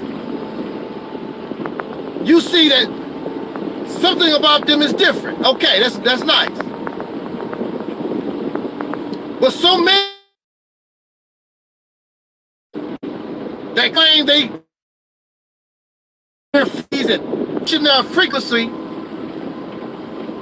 when you question these vibrations, all this spiritual stuff, now see, and they can't really explain it. So they got to get emotional as usual because they see. It's easy to explain reality most times. Fantasy, fiction, very difficult to explain because we are real. We live in a reality here. And something outside of this reality, like Desi used to tell Lucy, Lucy, you got a lot of explaining to do. You sure do. And you can't really explain because it's not real. Like the Temptation said, it's just my imagination. That's all it is. It's your imagination. We know it's not real because we cannot see any changes that this spirituality and this higher frequency and you vibrating, the only thing we see is a Negro. That's all we see. If you are able to reach these higher frequencies, then we should be able to see that in this reality. We don't. You get emotional. You become niggardly, just like all the other folks that's around you that are on low frequencies, as you say, low vibrations, as you say. I can guarantee you, as you say, I can guarantee you, whatever frequency, high frequency that you own, whatever it is, whatever you can do, I can do the same damn thing, if not better. Let's prove it. Put it out there. Put the challenge out there. Oh, I know, it's just a personal experience. Of course. That's what insanity is. Insanity is a personal experience. The only person that see the pink elephant is you. Of course it's a personal experience. And the only one that can feel this is you because it's just your imagination. So of course, our questioning of this would draw emotion because they cannot accept the reality. I mean, it all sounds good, being on these frequencies and higher levels and vibrating. How would this help you if you went to jail? This being on this higher frequency. How does this help us when a racist pull you over and pull a gun on you? How do you being on a higher frequency help us? All this is nothing but more feel-good stuff that don't do a damn thing for us. And you want to get angry at me because I question it because it's not doing us no damn good. If it was a benefit, if it was doing something for us, I wouldn't question it. It's not doing nothing for you, and it's damn sure not doing nothing for us as a people on these higher frequencies. What happened to your higher frequency when they take you to the morgue? I guess you stop vibrating then, huh? Or I guess you float out in outer space, you turn into some kind of energy ball, conscious energy ball and float. I know. Yeah. We refuse to accept reality. I want to make another point too. They also talk about melanin a lot too, being melanated. Now the thing about this melanin thing is some of the brothers and sisters that's really talking about this melanin thing don't hardly have any. They light-skinned, very light-skinned. Some of them barely brown. But they talk about all this. You don't have no melanin.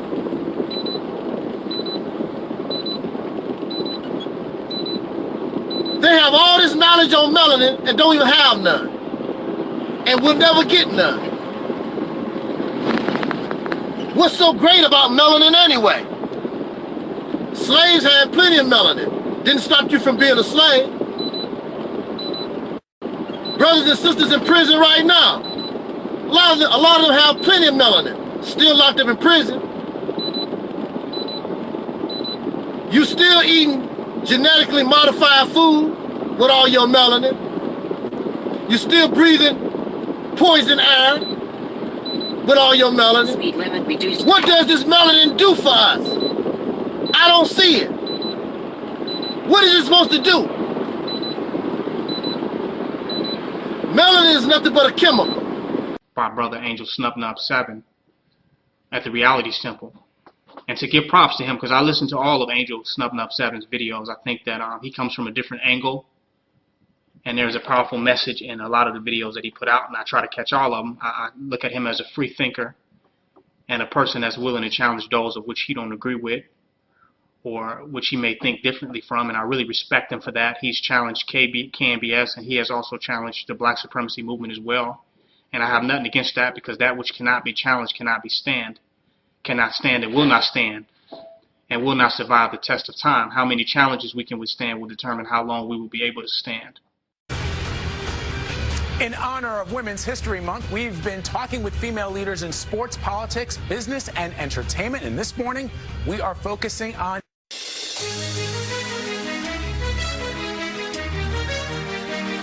every Friday during Women's History Month.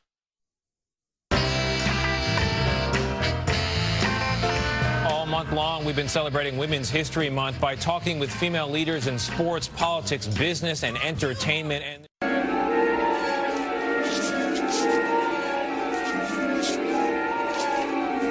Are you alright? Get away!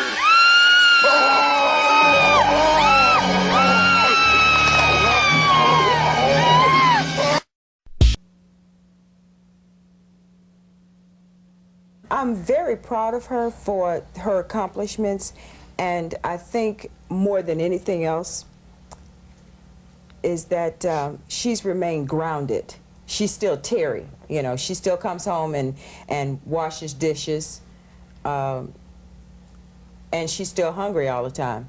So, you know, she hadn't really changed at all, with the exception of, I think she likes what she's doing a little bit more. I think she's on time for quite a few gigs because she has David to take care of if she doesn't show up on time. So it's a little bit different now, but we're all extremely proud of her.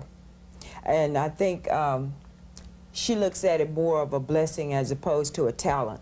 And we see it as a job, so we just kind of keep her sane when she comes home as opposed to the glitz and glamour.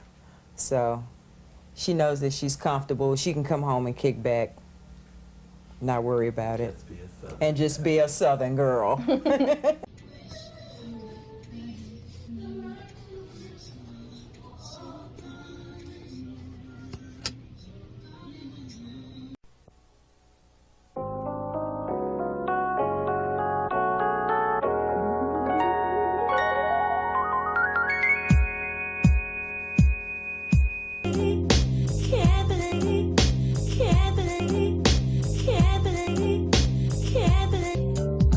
You couldn't be so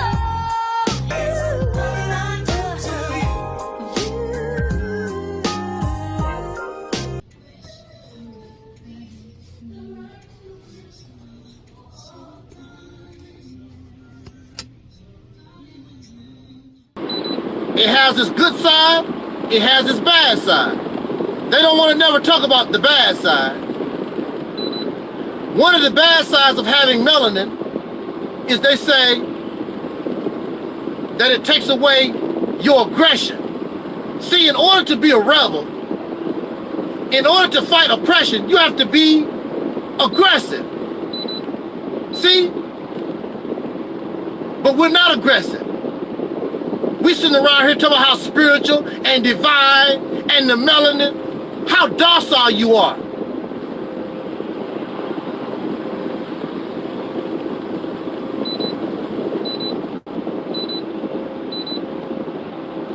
Look how docile we are. See, that's a side effect of melanin. Makes you less aggressive.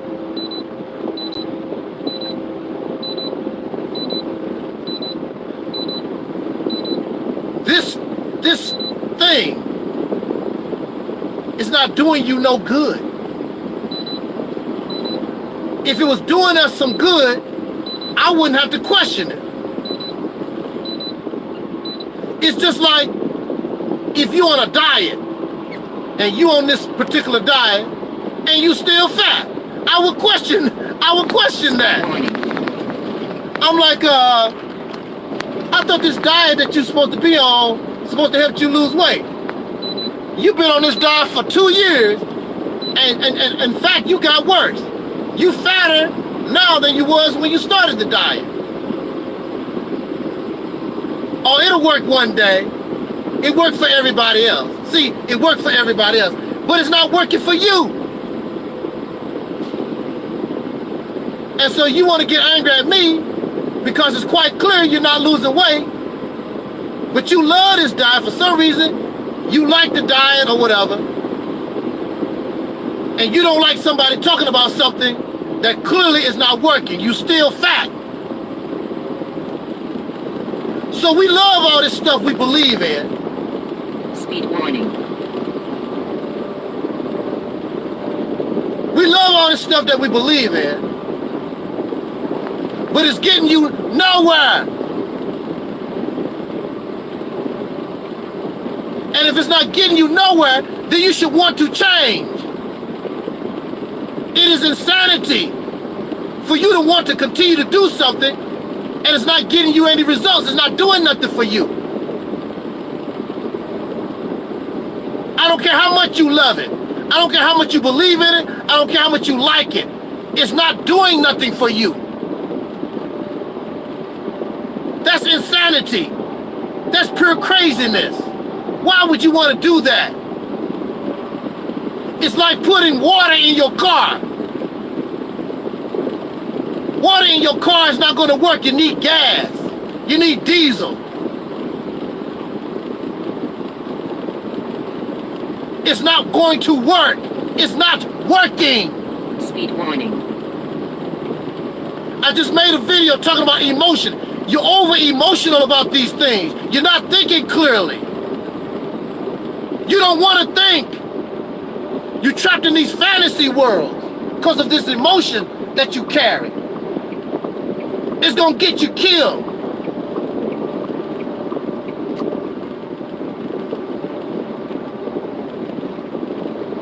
It's not my job to care for you, Syrian. You are responsible for yourself. If that's what you want to do, then do it. I told you, I don't even care. I'm not responsible for you. You're responsible for yourself.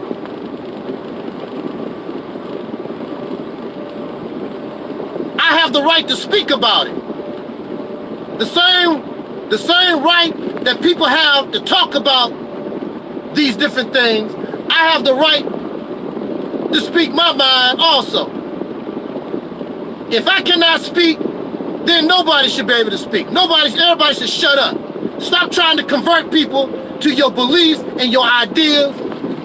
If other people don't have the right to do the same thing, you need to shut up too. No, you just don't want people to see you for the loser that you are. Y'all like being losers. You want somebody to feel sorry for you. You do dumbass things, you think stupid, and you want somebody to feel sorry for you. You want somebody to take your little hand, grown-ass men and women, take your little hand and walk you across the street, and you 20, 30, 40, 50 years old, and you want somebody to take your hand, help you across the damn street. No. Somebody needs to show you how incompetent you are. Somebody needs to show you that you're a loser. Somebody needs to wake you up out of your damn slumber, your dream world, your fantasy. And when you finally wake up, you're going to appreciate them. You hate them now, but you will appreciate them later, I guarantee you.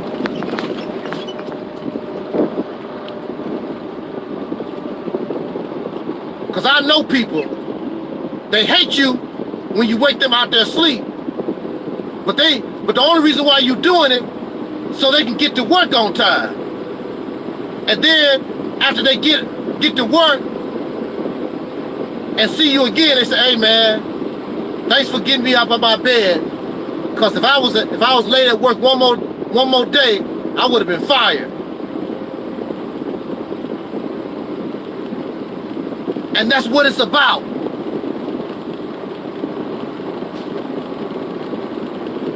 I'm not responsible for black people. I'm not responsible. You're responsible for yourself. The only thing I can do is give advice and give suggestions. That's all I can do. Because I understand these things are hindering your development. They're not making you better. They're keeping you in a childlike mindset. Matter of fact, in religion, that's what you call yourself. You still call yourself, after all these thousands of years, a child of God. You never grow up. Sooner or later, you got to grow up. You can't stay a child forever. I will always be my mother's child, but I'm an adult. I still have to grow up. I'm still my mother's child. See, there's a responsibility when you grow up. And see, that's what you don't want. You don't want to accept the responsibility of being an adult. You want to stay a child so you can have excuses to being a loser.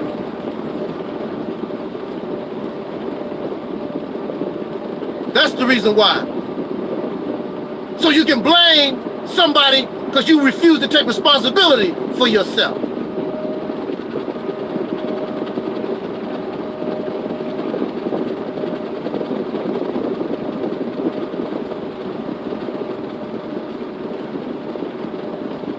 Now,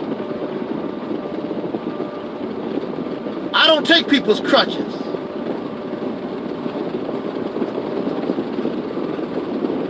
I let you know that you don't need it. That's what I'm telling you. You're not crippled. That's what I'm telling you. You don't need eyeglasses if you can see. You don't need crutches when you can walk. You don't need it. It's in your mind. That's the problem. You handicap yourself. You're not a handicap. That's the problem. You want somebody to feel sorry for you. Get up and walk. There's a lot of people like that. They can walk. They want somebody to feel sorry for them because they're in a wheelchair. Feel sorry for them because they can't see or whatever. There's nothing wrong with us. You don't need that. You're not a child. You're not handicapped. I hear that all the time. Well, if that's the case, then be happy in your circumstance then. Stop complaining, talk about this and that. Be happy that you're a damn cripple then.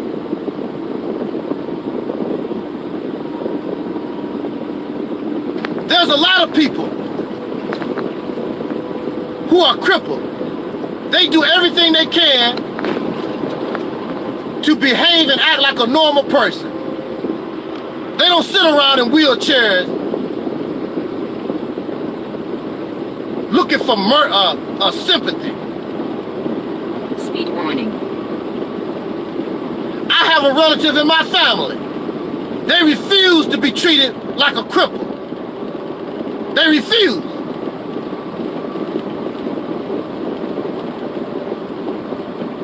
But here you are. You actually want somebody to feel sorry for. I need this. What you need it for? It's like a grown man, you still need a baby bottle. You got 32 teeth in your mouth. You don't need that no more. Well, I just like it. It makes me feel good. And don't you know, I've seen it. There are grown people, in secret, they still suck baby bottles. Do you know that?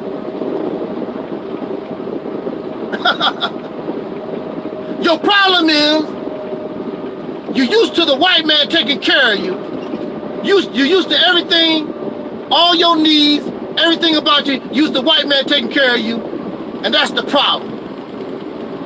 You're scared to do for yourself. You're scared. So you rather live in these fantasy worlds. You spiritual and you divine and you vibrating on higher frequencies. Wakanda, we gonna make Wakanda real one day. You know, all this nonsense. Living as a slave in your master house. None of you qualified to call me a coon, Uncle Tom, or nothing while you living with the white man. Spending his money. Tariq Nasheed, what's her name, Vicky Diller, all these suckers calling people these names, and here they are, depending on the white man's money, just like everybody else. Running their mouth on YouTube, Facebook. What makes them different than anybody else? Nothing. Just a bunch of clowns. If this works, you're not gonna hear nothing from me. It don't work. Now here I am. I could take the attitude that some of y'all take. Your bias, your prejudice, your hate feel. You know what I could really do? I could really start my own movement. Well, actually, yeah, I could start my own movement and push all the other black folks out. You got to have dark skin, no brown skin, no light skinned blacks. I only want original, pure looking brothers and sisters. Now, how would y'all feel? These people that want to push everybody out because they don't like your sexual orientation, because they don't like whatever you're about. Okay, well, let me do that. I only want real, original looking, dark skinned people. I don't want no light skinned blacks. You don't have no damn melanin. Stop talking about you melanated. You a black man. You're not black man. Where your melanin at? See, I could go that way. See, I could do that. So me and Sister Rashida and all us real dark skinned people, we'll join together and call y'all other pretend blacks out because you're not black. You don't have no melanin. Oh, I am black. Prove it. Where you black at? Prove it. You don't have no melanin.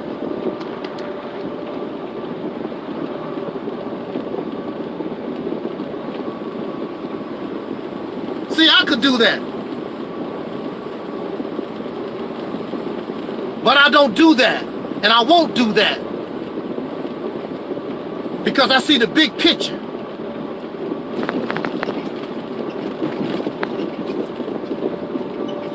I see the big picture, and I believe in fairness and justice, which you don't.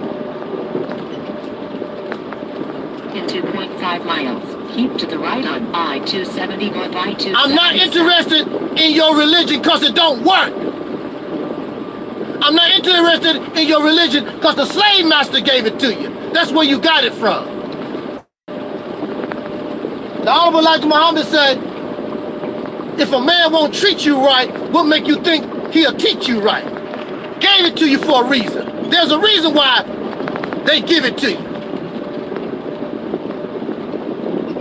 Religion don't help nobody against the oppressor. Religion was made to make slaves. It was not made to liberate. Your condition shows that. Are you free? No. Are you about to be free? No. Are you religious? Yes. And that's all you're gonna be. It don't give you the power, it don't give you the strength to liberate yourself. Very few examples where religion is involved. Nat Rebellion was inspired by a vision that Nat Turner got from God. Very small rebellion. But the majority of the slaves on the plantation was Christians. Why they didn't join? Why wasn't there a massive rebellion? Because that's not what religion is designed. Not what religion is designed to do. It's designed to keep you docile. And it's still doing a good job right now to this day. In a half mile, keep to the right on I-270 You don't even try. And then keep to the left in 0.2 You don't even miles. try. Greetings. I'm Tangelica Cox. I had the pleasure of speaking with Taalik, Ibn'rad, and you know, he has a movement / ministry by the name of the Reality Temple on Earth. And I had the pleasure of speaking with him for several hours today. And I think it's only fair that I do a reaction video to the conversation. And the conversation was on various topics, which was basically centered around African quote-unquote consciousness. And he was a real deep brother, very down to earth, very approachable. He didn't carry himself like a know-it-all. Someone you could talk to and really listen to you. It was such an honor to finally meet somebody over the internet that has a ear to listen, and not only an ear to listen, but will take full action on what they stand for. And I appreciated having that conversation with you, and I do look forward to working with you.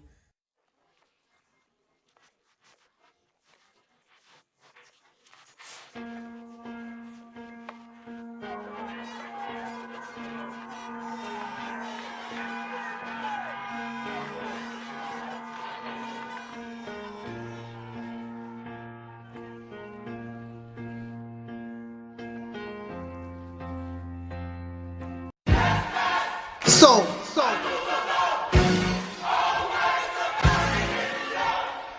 I'm not your enemy. I wanna talk to I know who the enemy is. I wanna talk You wasting your time making mockery of me. Oh, I'm crazy. My brain is damaged. My EnVogue poster. I'm miserable in my life. All this nonsense that you talk about. And you a slave, just like me, in a racist nation.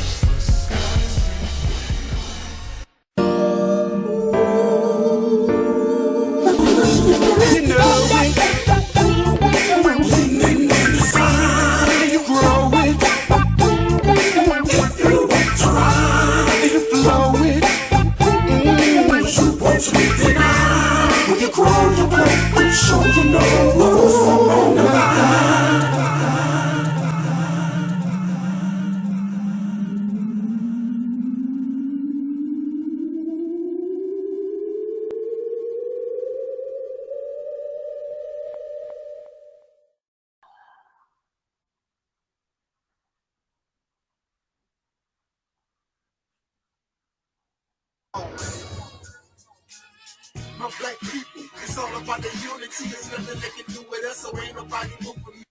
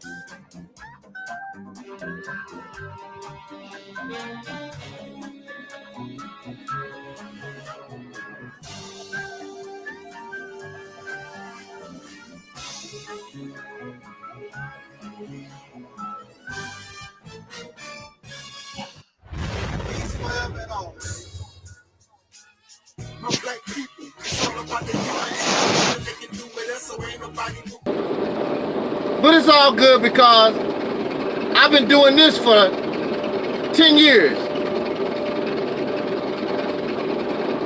Just put the channel right back up. No big deal. I already have a lot of channels in the wing, waiting for their debut. No big deal.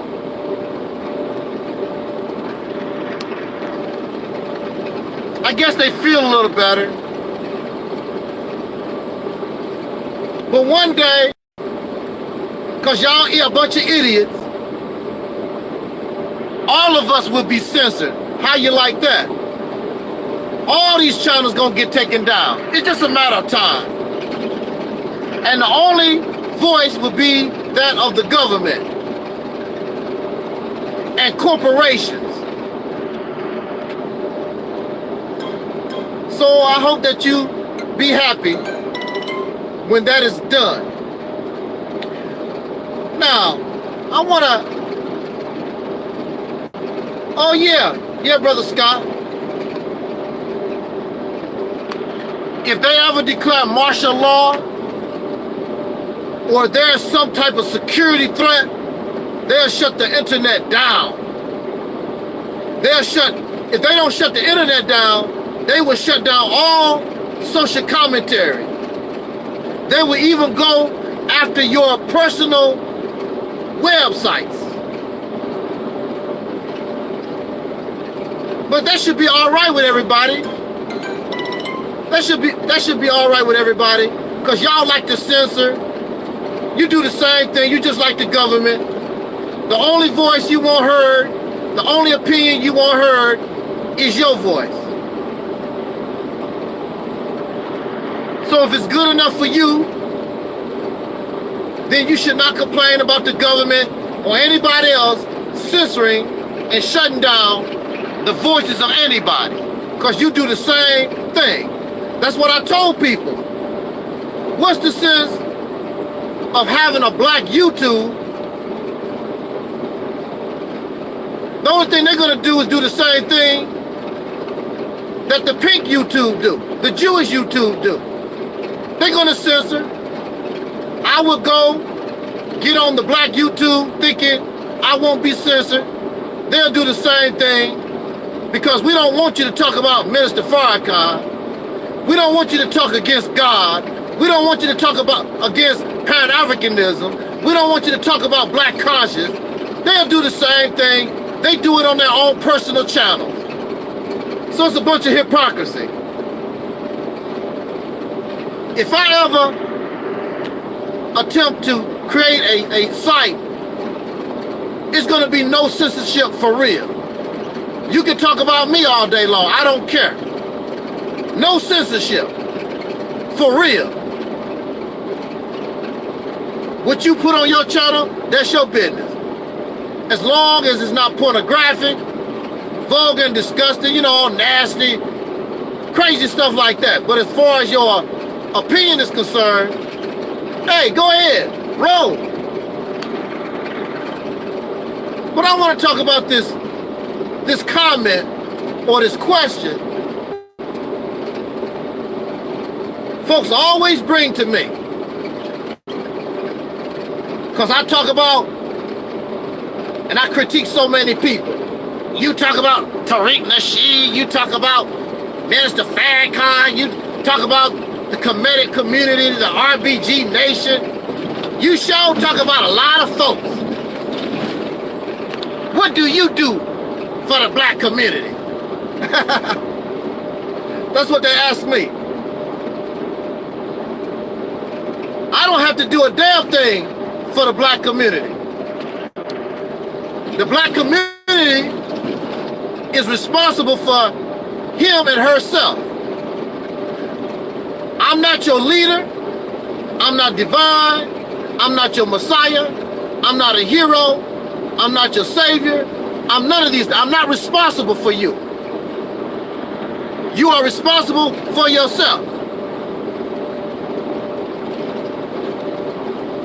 So I'm not supposed to do nothing for the black community. The black community don't pay me nothing. I'm not your leader. When you make me your leader, should I accept that responsibility? Then you can ask me that question.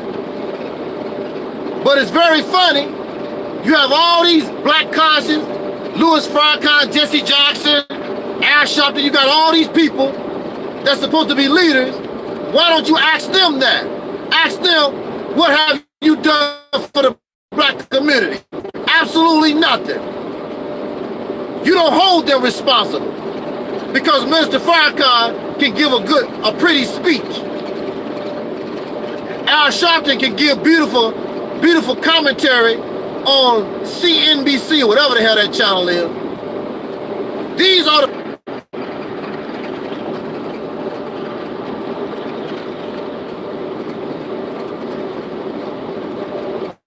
as I was saying, I never asked to be your leader. I don't want to be your leader. Every time I come before you, I ask you to join our team. We are all leaders. All of us should be leaders. All of us have something to bring to the table. We are a team, like a basketball team. Nobody can be team captain, but we are a team. I'm not your leader. I don't owe you nothing. I'm just somebody who's been around sharing my experience. No more, no less. I don't have to do a damn thing. Now, if you want to do something, I will help. And I see that you're serious. I will help. But I don't owe you nothing. I don't owe the black community nothing. The black community has done nothing for me at all. I don't owe the community nada, nothing. And like King Noble said, that's a fact. Now, while you are asking me what I've done for the black community, what have you done for the black community? apparently whatever the hell y'all doing for the black community is not effective because they're not changing. They're doing no different than they was 10 or 20 years ago. So whatever you doing, what you supposed to be doing for the black community, it ain't about nothing. And let me say this. If Louis Farrakhan has done something for the black community, well then, I was helping Minister Farrakhan for 9 years. So that means I was doing something for the black community too, for 9 years. Suffice to say, and I'm gonna say this in closing, I was locked up for 10 years. Now, since I was locked up for 10 years, even if I wanted to, I could not do nothing for the black community. Even if I wanted to. But you was free. Minister Farrakhan was free. Most of y'all was free. I was locked up from 1997 to 2007. 10 years. Now, what was you doing for the black community? Hey, what was you doing for the black community between 1997 and 2007? Since you want to talk about what somebody doing for the black community, your ass was free. What was you doing? Well, I was only 7 years old. So what? I was fighting Jim Crow at 7 years old. So what? I was born in Jim Crow South. So what?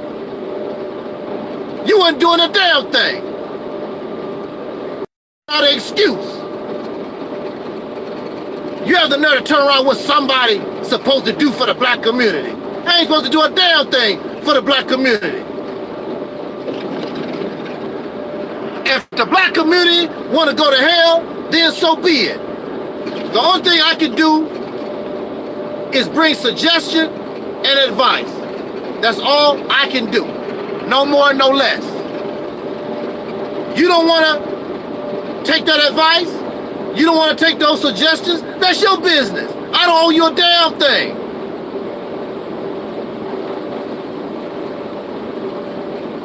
When I become your leader, I know that, Scott.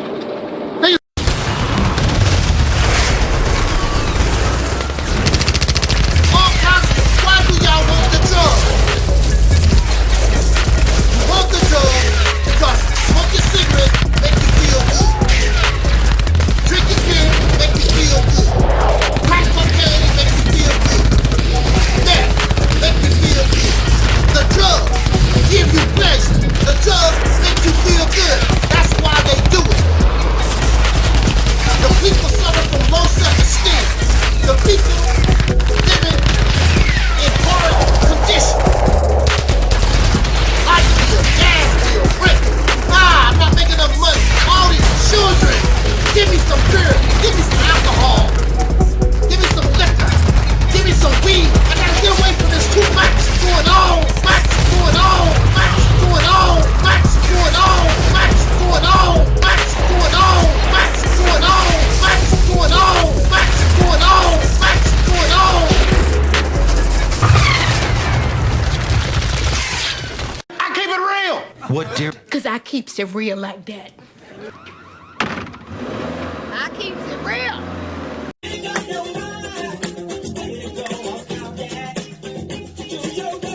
What?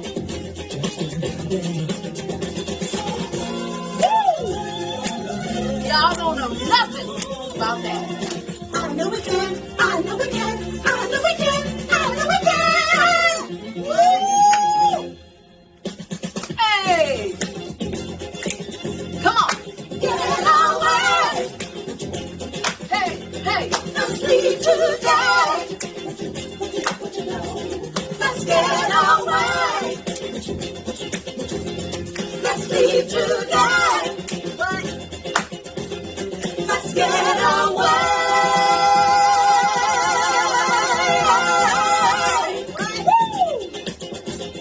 Let's leave today. Let's leave today. Wait. Let's get away.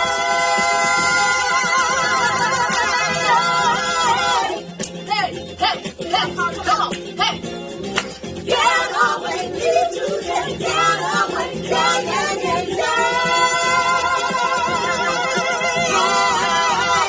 Hey, come on.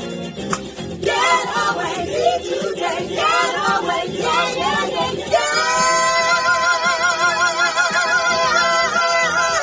Woo!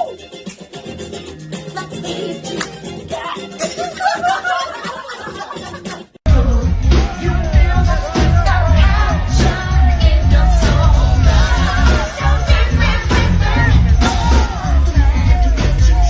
I just told you a little while ago, these leaders that they call leaders, this included Lena Horne, this included Dick Gregory, and this included comedians, comics, trumpet players, baseball players. Show me in the white community where a comedian is a white leader. Show me in the white community where a singer is a white leader, or a dancer or a trumpet player is a white leader. These aren't leaders. These are puppets and clowns.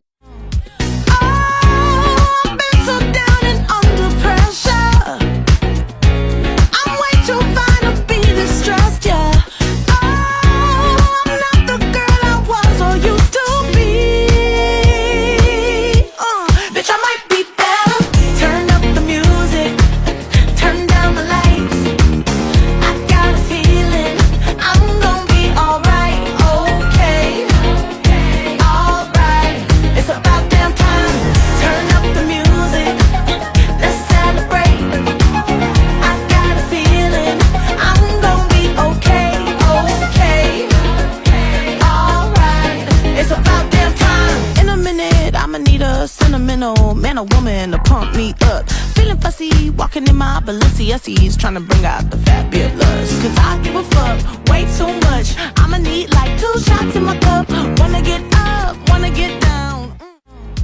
Oh, I've been so down and under pressure. I'm way too fine to be this stressed, yeah. Oh, I'm not the girl I was or used to be. Bitch, I might be better. Turn up the music, turn down the lights.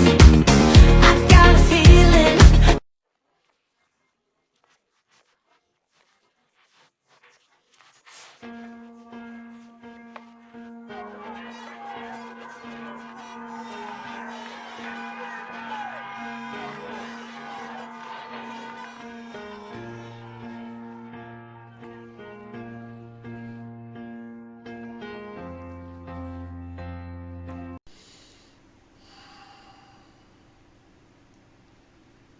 In the name of my ancestors,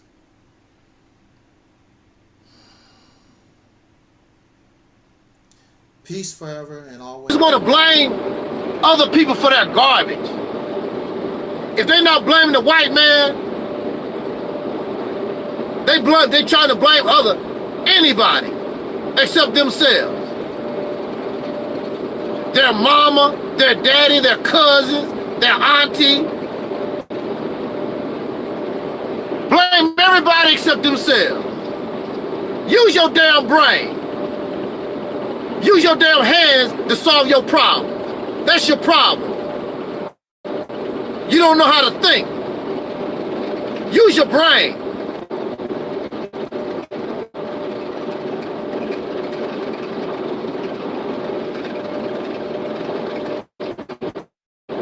Always look for somebody to save your happy ass. You don't deserve to be saved. What have you done to deserve to be saved? What have the black community done for me to talk about what have I done for the black community? I'm gonna say this. Now check this out. You got somebody like Harriet Tubman. Harriet Tubman there's a movie that is about to be released on Harriet Tubman, okay? I think Harriet Tubman said, I think I'm getting the number right. I think it's 1,000. Harriet Tubman said, I freed 1,000 slaves.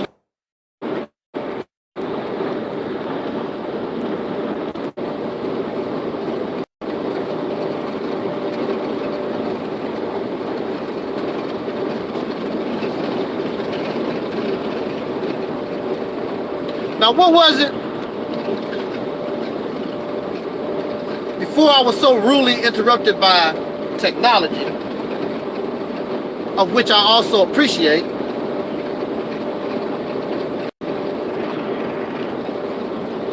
I hope I'm getting the number right. Harriet Tubman was said to have said,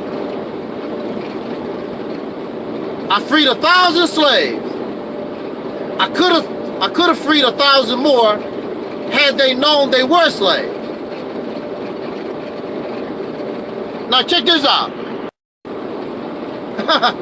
Now, so Harriet Tubman is doing something for the black community, right? Find their freedom, right? Now, you mean to tell me somebody that helped you get free, and let's just take this number 1,000. Harriet Tubman helped 1,000 slaves get free. This is 2019. You mean to tell me, out of all those 1,000 slaves, where are the videos by the families of those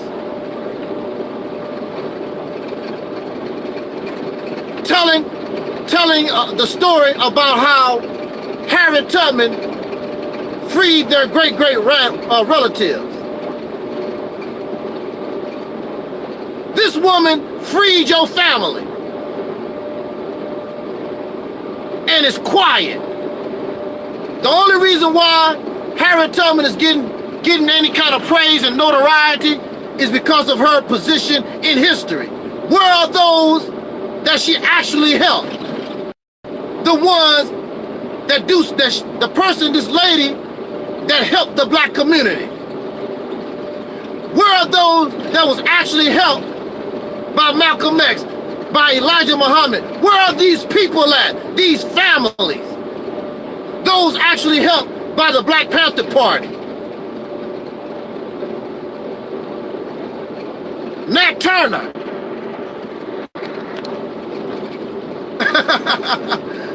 Look at this. Nat Turner.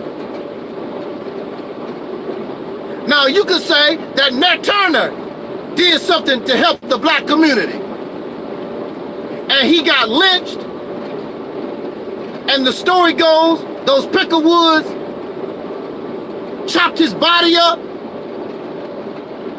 and made leather out of his skin.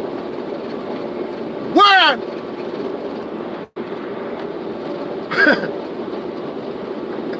I know. Hey. So, did the slaves appreciate what Nat Turner done? Because he was trying to help the black community, right? They stayed back in the cut and they watched Nat Turner get lynched. They watched his body get cut up in pieces and put in jars, and his skin turned into a book cover. That's what they done. This is what you get for helping the black community. You don't get a damn thing. Some fake ass praise. This is what you get. Dr. King died for nothing. Malcolm X died for nothing. Marcus Garvey suffered and died for nothing. All our people died for nothing. I'll be damned if I'm gonna die for y'all happy ass.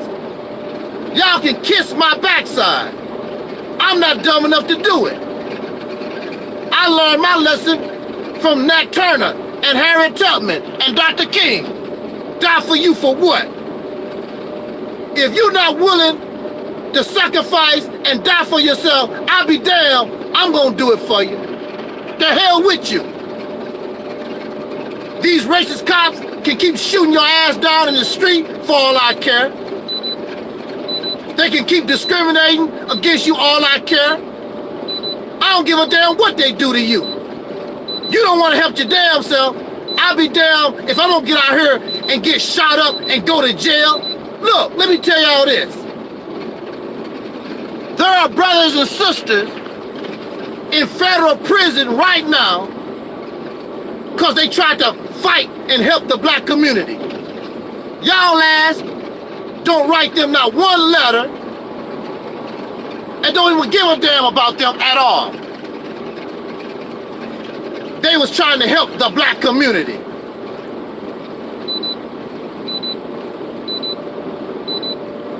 You got brothers and sisters in federal prison right now, been in jail since the 1960s, 70s. How many of them do you write? It's a brother named TRUTHropä. Used to be on Sinetta TV. He got caught up on a dope charge. And he's sitting in a Philadelphia federal prison right now. I used to write the brother. For some reason, he don't write back. I don't get any response to my letters. All those people that used to watch his videos, go to his debates, how many letters do they write? He told me when he wrote me back in one of his letters. Nobody don't write him. They don't communicate with him. Now he in prison. And what was he doing? He was trying to do something for the black community. That's how the black community pay you back for what you try to do. You crazy as hell. You think I'm gonna do that for the black community? Black community don't give a damn about themselves. I damn sure not gonna sacrifice my life for some pieces of doo-doo that don't want to do nothing for themselves. And so here you are in 2019 and you benefit from what Harriet Tubman and the struggle of Malcolm and Elijah Muhammad and Nat Turner, you benefit from all these struggles, and these suckers, this generation don't give a damn about nobody. You give lip service to Harriet Tubman, you give lip service to Dr. King, you give lip service to all our people that actually tried to help the black community. So don't ask me what am I doing for the black community. I ain't gonna do a damn thing for y'all happy ass. Keep getting shot down in the street. I'm not shedding one tear. I'm quite honest with you. I don't shed a damn tear. The Asians can keep slapping you in your damn face. I don't care. You asked for it, you get it. That's what you earn.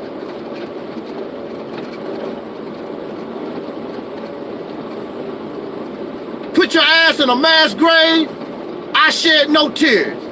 I'll be the first one to put my happy ass down in the damn mass grave. Don't deserve to live. What you living for? Why are you alive? For what? So you can sing and dance? So you can laugh at David Chappelle, his dirty ass, filthy jokes? Cause you a pig yourself? Cause you suffer low IQ yourself? Porn addict, drug addicts, gender confused, pedophiles, murderers, liars, slanderers. What do I look like trying to do what for the black community? That's right, selfish, arrogant, self-righteous, lazy, trifling, ratchet, dizzy, illiterate, functional illiterates, stupid, cowards. What am I doing for the black community? I'm not gonna do a damn thing for you. You don't even want to help yourself. Even your Bible said, God help those who help themselves.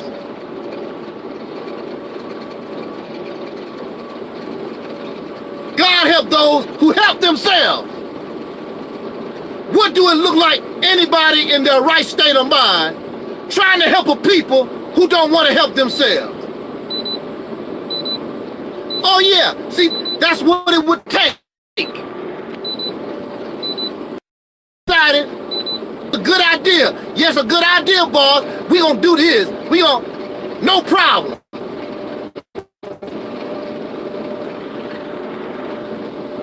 That's who the real leader is. That's the real leader of the pro-black community, the black conscious community. It's the white man. Because everything they do is based on what the cracker will let them do.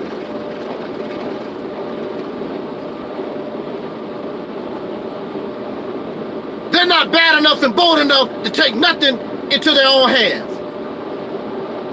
They talk tough. That's all they do. But when it begins to look like there's going to be some trouble in these waters, they back off.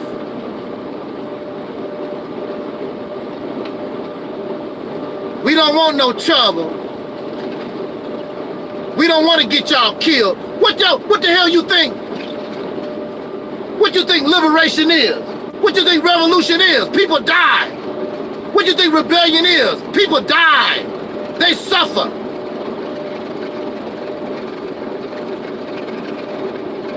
These pro-black folks don't want to miss the next episode of Power.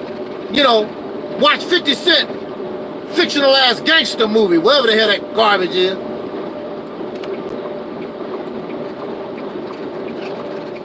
These pro-blacks watch a whole lot of damn TV and movies.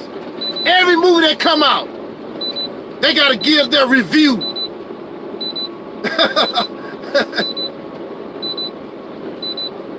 Tariq Nasheed, Umar, Boyce Watkins, even Farrakhan.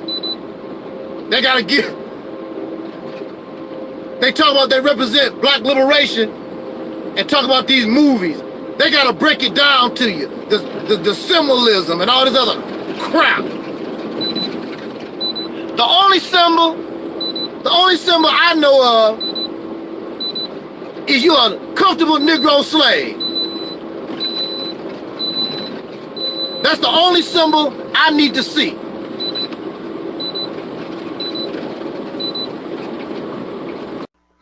And that is Brother Taalik from the Reality Temples on Earth channel. And if you get a chance to subscribe, please do subscribe to his channel. He's a good brother. You know, he's doing good work, and he wants to do good constructive things. He has good information to provide. So please do check out his channel if you get a chance.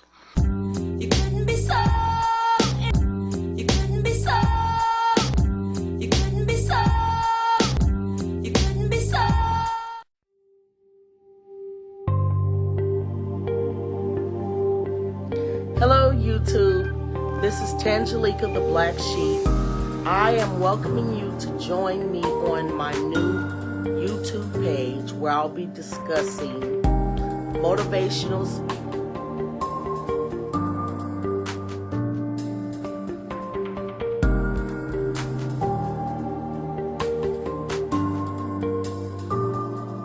What's up, you guys? My name is Josiah, and I'm the son of the creator of this YouTube account, and my mom.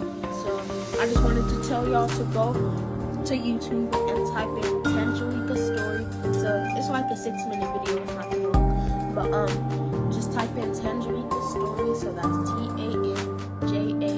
TANJALIKA story, and this should be a picture of me in a gray shirt that comes up, and it's basically a story of me and my mom, like talking about our homelessness and stuff, and like our whole, like everything that went on, like in our life and all. So go check that out. I highly recommend it. So Hello, YouTube. This is Tangelica the Black Sheep.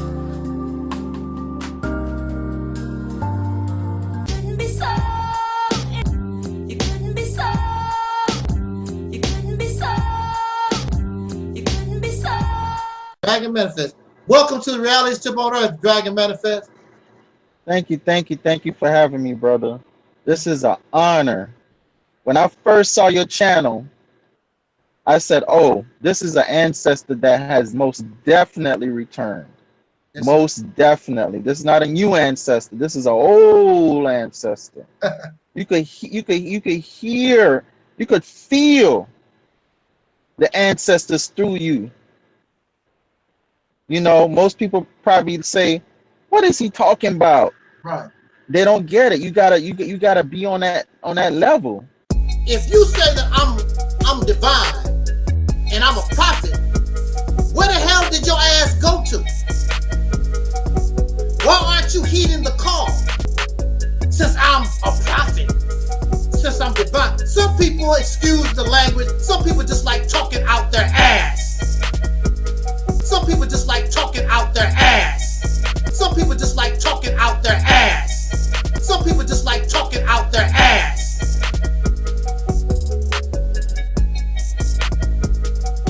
That's what they like to do. Peace forever and always. My black people, it's all about the unity. There's nothing they can do with us, so ain't nobody moving.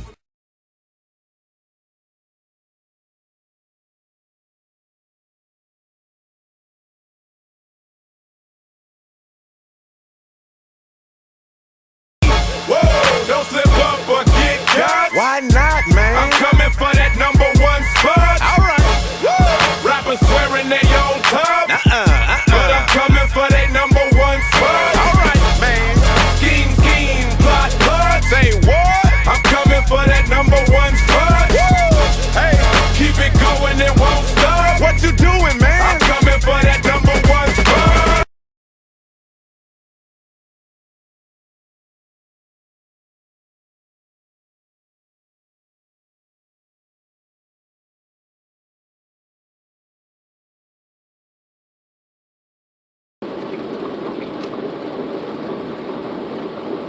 So don't ask me about what I'm doing, what I'm gonna do for the black community. When the so-called black community decide they want to do something, they want to help themselves, then I might help. They gotta show me they serious. Then I might help. And quite frankly, that's right, Scott, they're the walking dead. And those black conscious type people, if it's possible, if it's such a thing, they double dead. They double dead. Because they think they're alive. Dead as hell. Ain't nothing alive about them. They live in la la land and fantasy just like it, like the people that they talk about.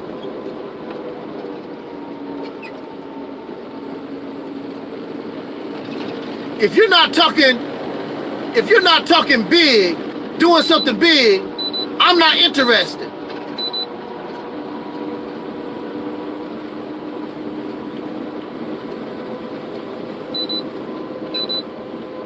If you're thinking about, and the only thing that you can do is these little small plans, these little small ideas these guys got, you might as well hang it up. You don't have nothing coming. Here you are, you got people in the world, they control electricity and water and oil, and the only thing y'all can talk about is building a damn African school. Talk about some generational wealth. Selling some damn t-shirts. You think small. And you gonna stay small. Cause they wanna, you wanna play it safe. Well, first of all, you don't know what the hell you're doing. And you wanna play it safe. And the only way that you can do something big is you have to unite with your brothers and sisters, and y'all happy ass don't want to do that because you're selfish and you're arrogant.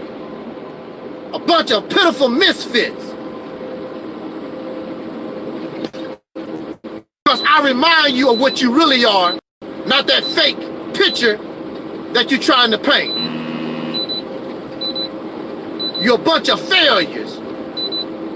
You want me to call you a winner and you really a loser. You want me to tell you that you suffer from high self-esteem when you really suffer from low self-esteem. You want me to baby you, and when you fall, kiss your little knee. I'm not gonna do that. Time for you to grow up.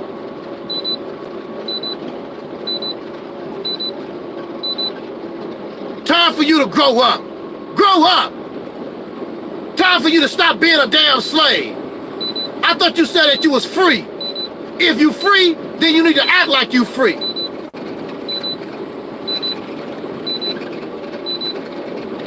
People that's free don't wait on God.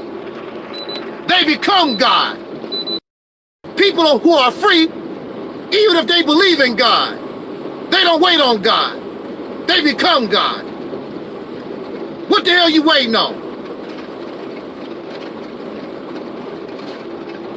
Some of y'all go visit Malcolm X's grave every year. You go visit the statue of Dr. King. For what? What you doing that for? Malcolm X can't help you. Dr. King can't help you. I used to go visit the grave of my grandmother. For what? My grandmama not there no more. It's a waste of time. She can't hear me.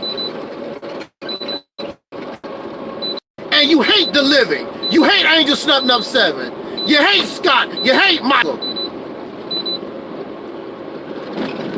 Waiting on the dead, the alien, some spook, some miracle. It's not gonna happen.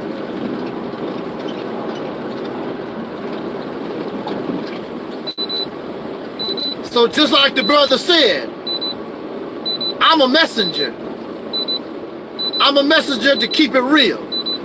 Because if you can't get it real, if you can't accept reality, you don't have a chance in hell. That's just the bottom line.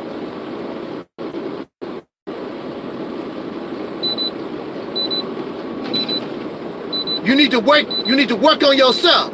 You need to straighten yourself up. You have a childish mentality. You think this is a game. And if it don't happen to you, you are dooming your children and their future. And I know you don't want to believe it. Their future is a mass grave, or they going right back to the damn cotton field. And if I was them, I would curse you. You will never be a memory. All this generation. If you let that happen. Yes, sir, Brother Michael. Speed limit reduced ahead. If future generations survive, what I feel is going to happen to them, I'm telling future generations, if this video survives, you throw all memory of this generation out the window. You make sure this generation don't exist because they failed you. Throw my picture, throw all all the memory of your cousins and uncles, everybody who's living in this time period that could have changed your destiny, but they refused to do it. Throw them all out in the trash and burn it. And then burn the ashes. Make sure nothing, you never remember these damn people. Because you're going to catch hell.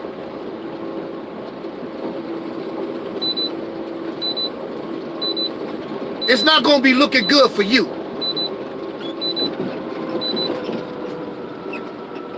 And the reason why you're going through that is because of this pitiful, pathetic, comfortable slave-ass generation.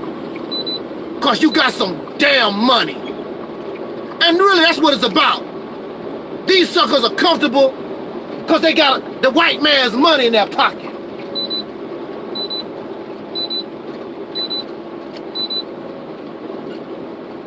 If I wanted to, I could come on YouTube.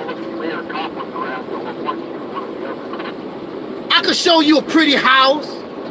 You know, 2 pretty cars in the driveway. Man, I could show up with some money.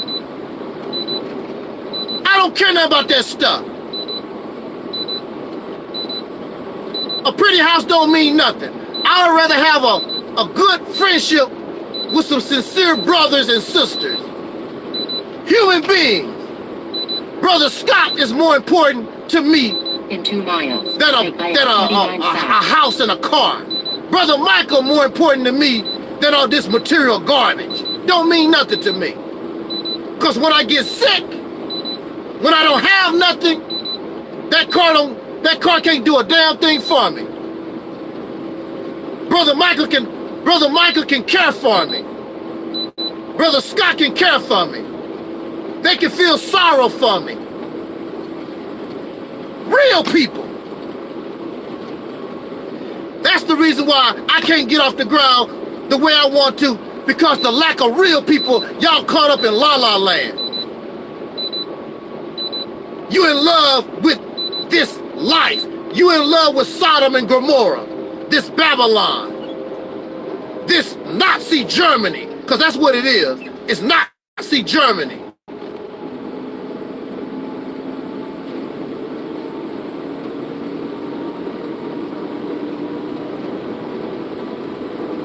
You in love with this hell. In order to change your condition, just like the brother said, it takes dedication and sacrifice, even to the point you will lose your life. But I'm not going to do that for these Negroes. I'm not going to do it. When people show me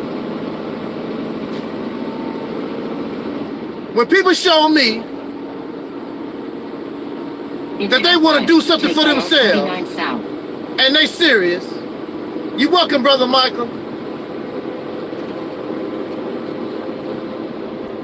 I would be happy to use my life to make a better future for our generation. I have no problem I have no problem with that, because I actually enjoyed the fight. If you haven't noticed, I really enjoy the fight. That's right, Brother Scott, it's time. The time is now. The time is now.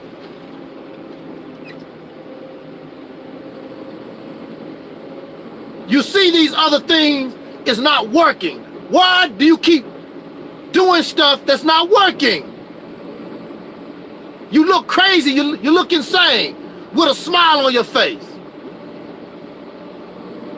It's like somebody that's thirsty, that keep priming a well, ain't no water coming out of it, but they smiling, act like they drinking water, not a drop of water coming out the well. Continue on this road for 23 miles. That's what you look like. Talk about black power, family, and don't have a pot to piss in. Are you serious? So don't ask me what am I doing or what I done for black folks. Well, actually I have. I have done. And what did it get me? Not nothing. What did it get you? Nothing. And really, you didn't even deserve that little what I done. Didn't deserve it. Where these Negroes at? The liquor store, at the strip club, at the football game. Every place except on the damn battlefield fighting for your liberation. You don't get mad till somebody shoot your son and daughter in the head. Then there you go. We shall overcome the racism and all that other nonsense. The hell with these folks.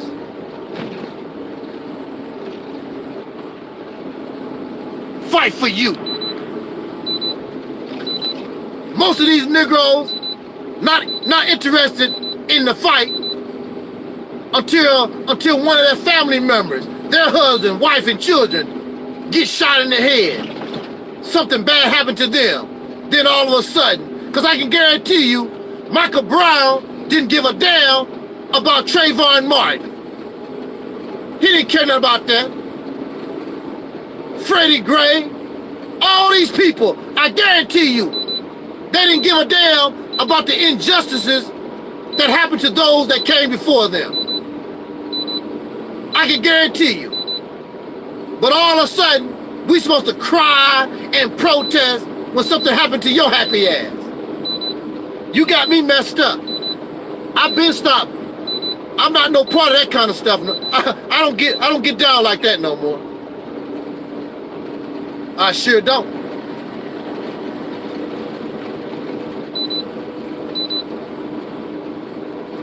When all these folks get upset when we are murdered on the street, then that's when we need to act. Here we are crying over Trayvon Martin. The majority of us at home, watching football, getting drunk, smoking weed, they're not interested. Speed limit. When Dr. King was marching and all that was going on in the 60s, look, I'm gonna say this, I'm gonna be Audi 5000. Ask your own family. What was your own family doing during the 1960s? Dr. King, Malcolm, Stokely Carmichael, the Black Panthers, when all that was going on, ask your family members, what was they doing? My family members was doing absolutely nothing. But they enjoyed the benefits of the Civil Rights Bill and anything else that happened. That's what these suckers want you to do. They want you to do all the work and then they sit back and enjoy what other people fucked up too is when you talk proudly about black women, everyone gets upset. Everyone gets mad. Because the hatred of black people is so ingrained that if I go, black women are amazing. Well, you're being racist. What the fuck? Does that even make any sense? That doesn't even make any sense. Black women are the shit. They age the best. They got the best bodies. You motherfuckers age early. Fuck you. You feel me? And you copy everything from black women. You dance like them. You talk like them. You ever see other races when girls want to get an attitude? They do this shit. They go, I see Asian girls doing this. I see Latin girls. It's black women shit. Right? Yeah. You get everything from black women. Even gay white men steal shit from black women. Girl, honey. The fuck out of here. Black women are the trend.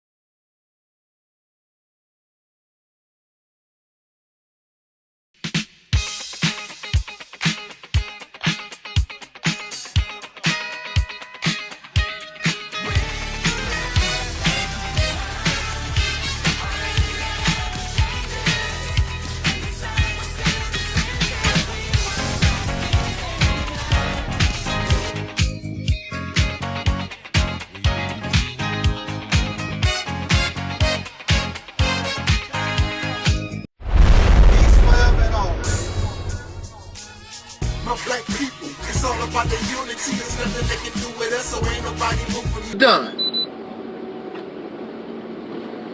You got me messed up. So Alquan, you can go to hell. You do your little education thing, or whatever the hell you claim. We don't know because it's such a secret. You do that for the black community. You do that. Hell, these suckers don't even donate to Alquan. But anyway, you sacrifice and you work for the black community. For some people that don't appreciate nothing. They don't appreciate nothing. All those years it took to put a statue of Dr. King in Washington, D.C., we could have, all these people that claim that they admire and appreciate Dr. King, that statue could have been put up a long, long time ago. And why Washington, D.C.? Oh, because you want the respect from the Peckerwood. You could have raised that money from black folks and put that statue up a long time ago in Atlanta some damn where. But see, most black folks don't give a damn. They gonna smoke some weed, go to the strip club, and whatever. They don't give a damn about Dr. King or Nat Turner or Harriet Tubman or nobody. They only care about their damn self. They go watch the Harriet Tubman movie just for the entertainment. Wow, that's amazing. And go right back home and get drunk.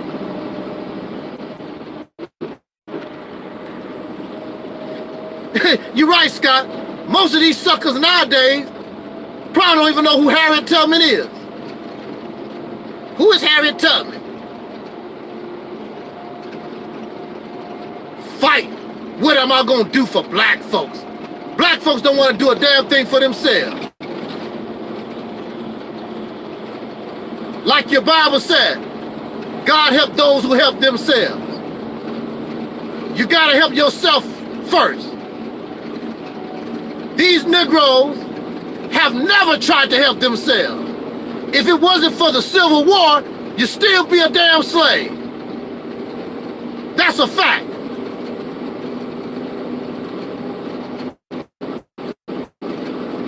If it wasn't for the Civil War, you'd still be a slave. And really, that's where you had your best behavior, when you was a damn slave. There was no drive-bys. There was no drive-bys during slavery. Speed warning. Slaves didn't call their women hoes and bitches. You didn't get high on crack and marijuana when you was a slave. You actually was better off as a slave. And that's a damn shame. Speed warning.